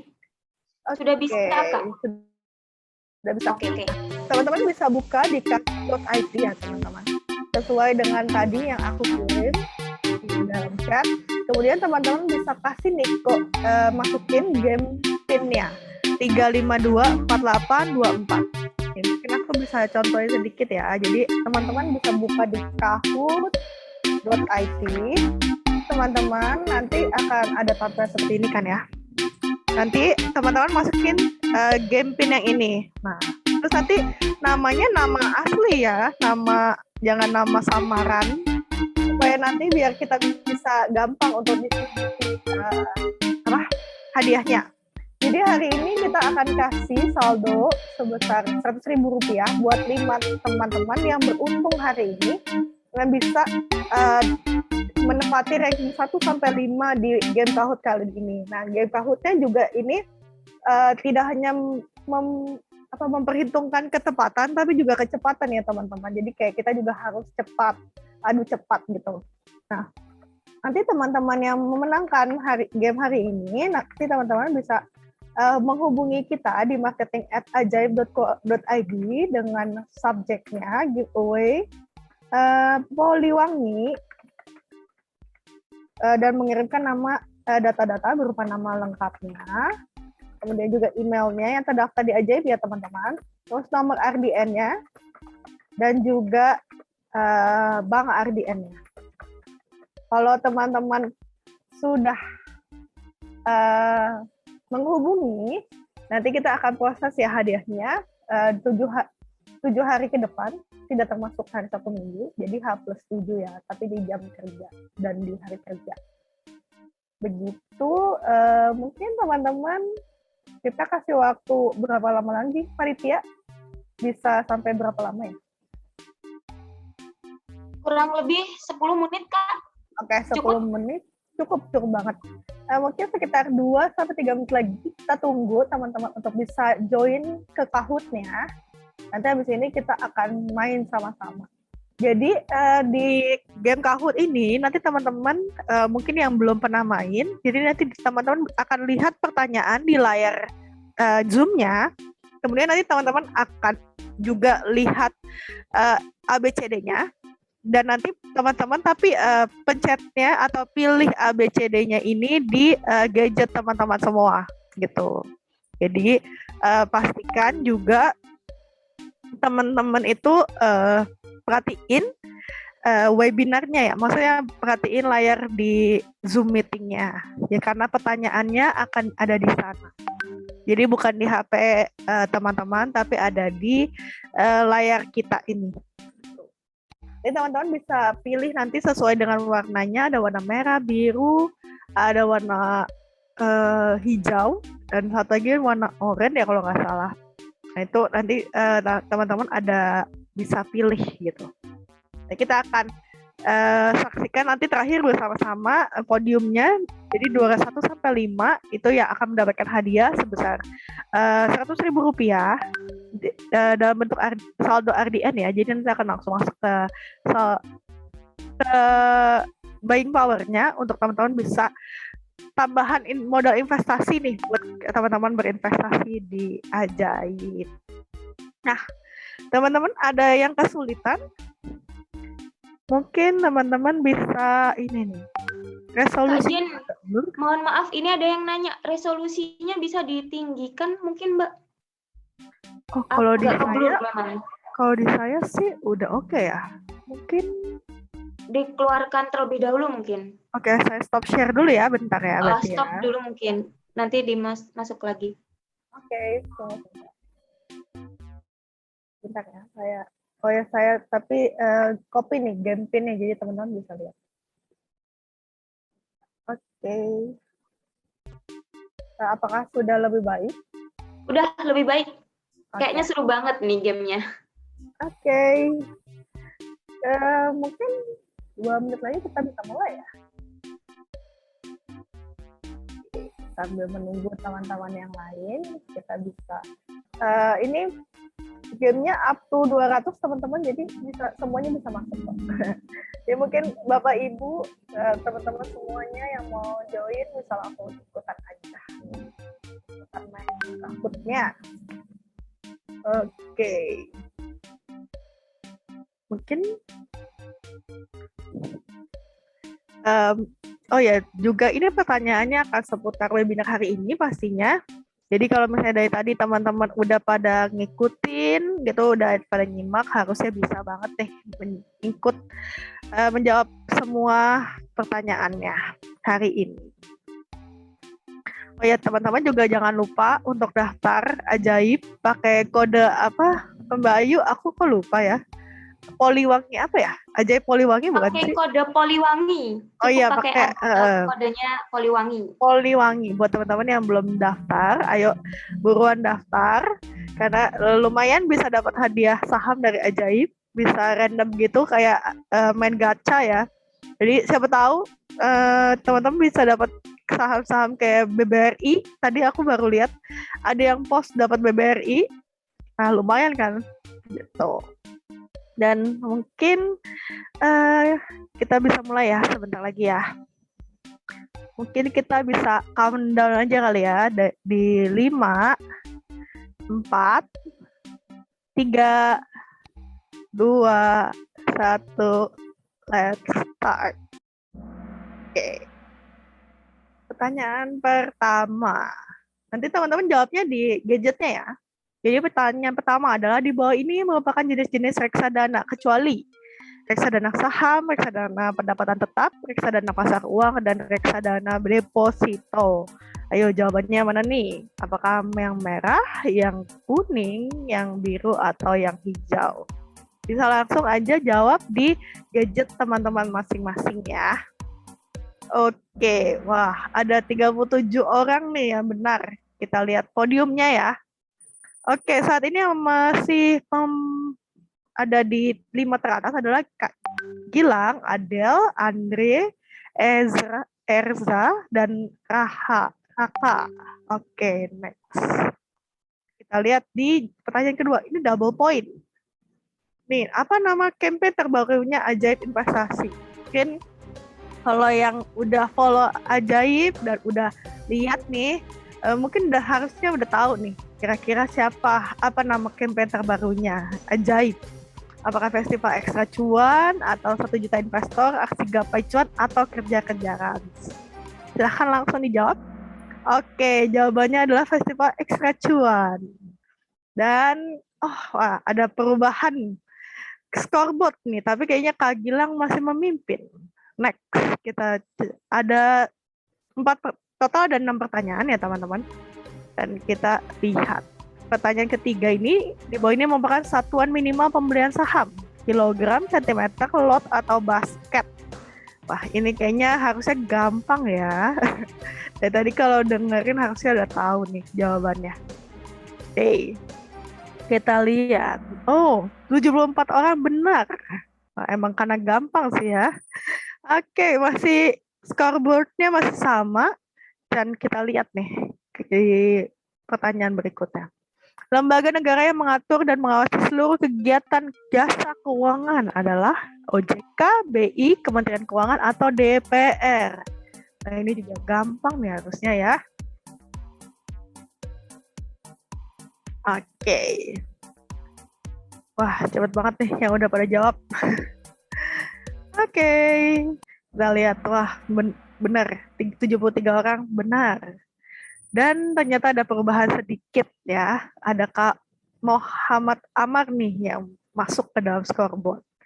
Kita lihat selanjutnya. Selisih positif antara harga jual saham dengan harga beli saham disebut capital gain, dividen bonus, dividen atau dividen saham. Oke.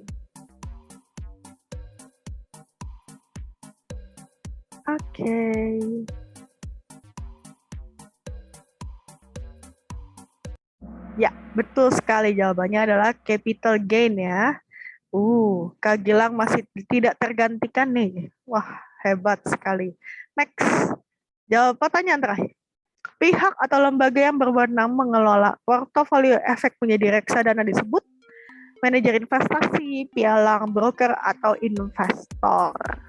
Oke, bisa langsung aja jawab pertanyaannya di gadget teman-teman semua. Dan kita lihat nih, siapa yang akhirnya mendapatkan posisi 5 teratas.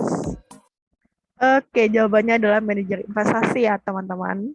Next, ini adalah podiumnya. Juara ketiga adalah Fresa Centika. Juara kedua adalah Muhammad Raka. Dan nomor 1 adalah, apakah Kak Gilang? Iya, benar sekali, Kak Gilang Resi. Dan juara 4 dan 5 adalah Ahmad dan juga Torikul. Nanti aku akan lihat ya detailsnya. Oke. Bentar.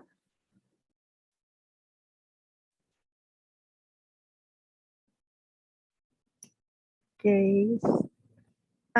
Jadi pemenangnya adalah Gilang. Kak Gilang, ada Kak Muhammad Raka, ada Kak Fresa Centika, ada Kak Ahmad Edope, dan Kak Torikul Mustaq. Jadi selamat kepada 5 pemenang ini.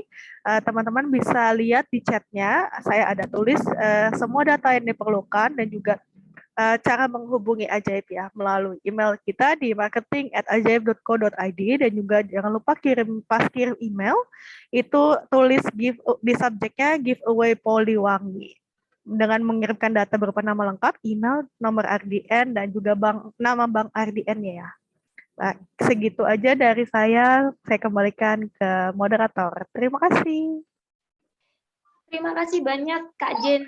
Seru banget tadi untuk kuisnya di situ. Selamat kepada para pemenang, dan untuk masih ada giveaway senilai 1 juta rupiah. Nantinya buat teman-teman bakal kami hubungi dari pihak panitia langsung, nanti kita share untuk pemenangnya itu ada di Instagram Poliwangi di situ.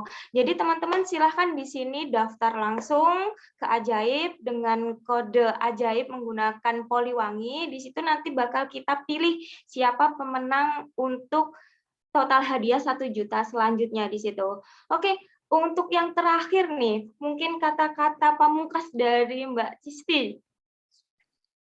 Oke, teman-teman, jadi kalau dari saya sih paling tetap lakukan upgrade knowledge teman-teman masing-masing ya. Jadi karena gini ya teman-teman ya, teman-teman investasi terbaik adalah investasi leher ke atas. Artinya adalah investasi kepada ilmu pengetahuan. Gitu. Paling kata-kata dari saya hanya itu aja sih. Cukup, terima kasih teman-teman. Baik, terima kasih banyak Mbak Cisti, Mbak Jen, serta rekan-rekan semuanya di sini. Kalau dari saya mungkin gini, kita perlu belajar banyak gitu. Kita nggak tahu apa ini dan lain sebagainya, mungkin terjun aja dulu, baru nanti kalau memang nggak tahu ini kita siap untuk membantu semuanya. Kita bisa follow Instagramnya Ajaib, kita bisa follow Instagram semua, mungkin dari OJK, mungkin dari indeks harga saham gabungan, di situ ada juga di situ macam-macam di Instagram. Lalu nanti kita bisa bakal belajar pula untuk yang lainnya, tentunya pasti ada di aplikasi dari Ajaib di situ. Nanti kalau ada teman-teman di sini yang mungkin masih roaming dengan istilah-istilah yang kita sampaikan tadi itu, yang paling saya senang dari Ajaib itu tadi, ada kamusnya. Jadi ada kamus reksadana itu apa sih, saham itu apa sih. Nah, di situ nanti teman-teman bisa belajar lebih banyak lagi. Jadi terima kasih saya ucapkan kepada Mbak Cisti, terima kasih saya ucapkan kepada Kak Jen, serta teman-teman semuanya. Ada kurangnya saya mohon maaf. Wabillahi taufiq wal hidayah. Wassalamualaikum warahmatullahi wabarakatuh. Saya kembalikan kepada MC. Waalaikumsalam warahmatullahi wabarakatuh. Disampaikan terima kasih kepada Bu Wanda dan juga Kak Cisti atas penyampaian materi yang sangat luar biasa. Semoga dengan telah disampaikannya materi dapat menambah ilmu dan juga pengetahuan kita, khususnya perihal bagaimana pengelolaan keuangan. Saya ucapkan terima kasih dan selamat kepada para peserta webinar yang sudah mendapatkan door prize dengan total hadiah Rp1,5 juta. Sebelum menuju acara yang terakhir, alangkah baiknya kita mengabadikan kesempatan yang berharga kali ini dengan foto bersama. Diharapkan kepada seluruh peserta, rekan-rekan Zoom, dapat men-on-kan kameranya. Saya hitung. Sudah siap? Oke. Dalam hitungan ketiga ya. 1, 2, 3. Sekali lagi. 1, 2, 3. Oke, baik. Terima kasih. Menuju acara yang terakhir, yaitu penutup, mari kita tutup acara pada sore hari ini dengan berdoa menurut agama dan keyakinan kita masing-masing. Berdoa dimulai.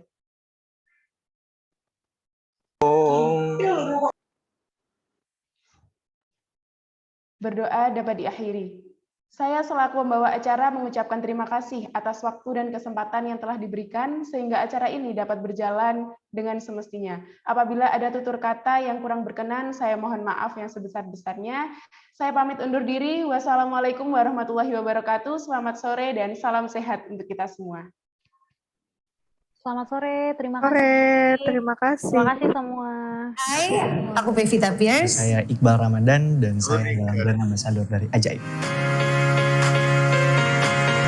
Aku bisa bilang dari umur kecil atau umur muda aku udah mulai disiplin dengan keuangan aku dan juga mulai punya ketertarikan dengan investasi karena aku yakin investasi semakin lebih baik jika kita lakukan semakin muda. Investasi buat saya memang bisa dibilang baru. Mungkin baru sekitar 4-5 tahun belakangan ini saya sadar kalau ada perbedaan antara investasi dan menabung. Kalau buat saya pribadi belajar untuk komit terhadap sesuatu yang kita tanam hari ini untuk nanti hasilnya kita rasakan di masa depan. Rasanya ditunjuk sebagai brand ambassador Ajaib, pastinya amat sangat senang and it is such an honor for me untuk bekerja sama dengan brand Ajaib. Dua platform investasi yang terus gencar punya semangat yang tinggi untuk mengedukasi anak-anak muda dalam hal keuangan dan investasi sejak awal Ajaib ada. Investasi itu nggak butuh modal yang gede. Hanya butuh keberanian. Saatnya berani. Saatnya berani, mulai investasi.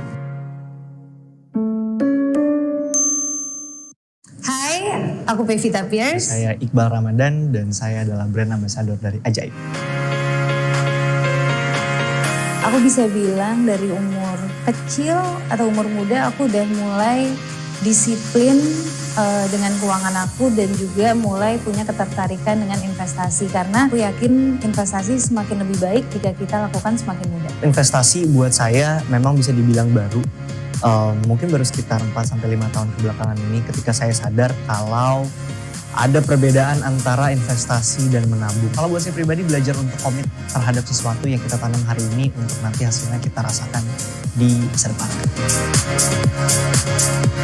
Rasanya ditunjuk sebagai brand ambassador Ajaib, pastinya amat sangat senang and it is such an honor for me untuk bekerja sama dengan brand Ajaib. Dua platform investasi yang terus gencar punya semangat yang tinggi untuk mengedukasi anak-anak muda dalam hal keuangan dan investasi sejak awal Ajaib ada.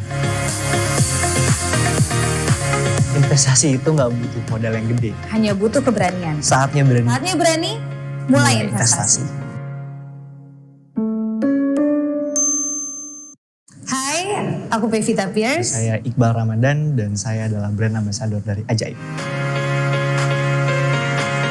Aku bisa bilang dari umur kecil atau umur muda aku udah mulai disiplin dengan keuangan aku dan juga mulai punya ketertarikan dengan investasi karena aku yakin investasi semakin lebih baik jika kita lakukan semakin mudah. Investasi buat saya memang bisa dibilang baru.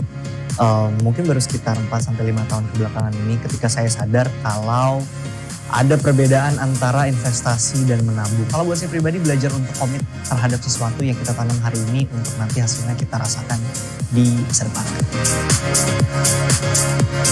Rasanya ditunjuk sebagai brand ambassador Ajaib, pastinya amat sangat senang and it is such an honor for me untuk bekerja sama dengan brand Ajaib. Dua platform investasi yang terus gencar punya semangat yang tinggi untuk mengedukasi anak-anak muda dalam hal keuangan dan investasi sejak awal Ajaib ada. Investasi itu nggak butuh modal yang gede. Hanya butuh keberanian. Saatnya berani. Saatnya berani, mulai investasi. Hai, aku Pevita Pierce. Saya Iqbal Ramadan dan saya adalah brand ambassador dari Ajaib. Aku bisa bilang dari umur kecil atau umur muda aku udah mulai disiplin dengan keuangan aku dan juga mulai punya ketertarikan dengan investasi karena aku yakin investasi semakin lebih baik jika kita lakukan semakin mudah. Investasi buat saya memang bisa dibilang baru. Mungkin baru sekitar 4-5 tahun kebelakangan ini ketika saya sadar kalau ada perbedaan antara investasi dan menabung. Kalau buat saya pribadi belajar untuk komit terhadap sesuatu yang kita tanam hari ini untuk nanti hasilnya kita rasakan di masa depan. Rasanya ditunjuk sebagai brand ambassador Ajaib, pastinya amat sangat senang and it is such an honor for me untuk bekerja sama dengan brand Ajaib. Dua platform investasi yang terus gencar punya semangat yang tinggi untuk mengedukasi anak-anak muda dalam hal keuangan dan investasi sejak awal Ajaib ada.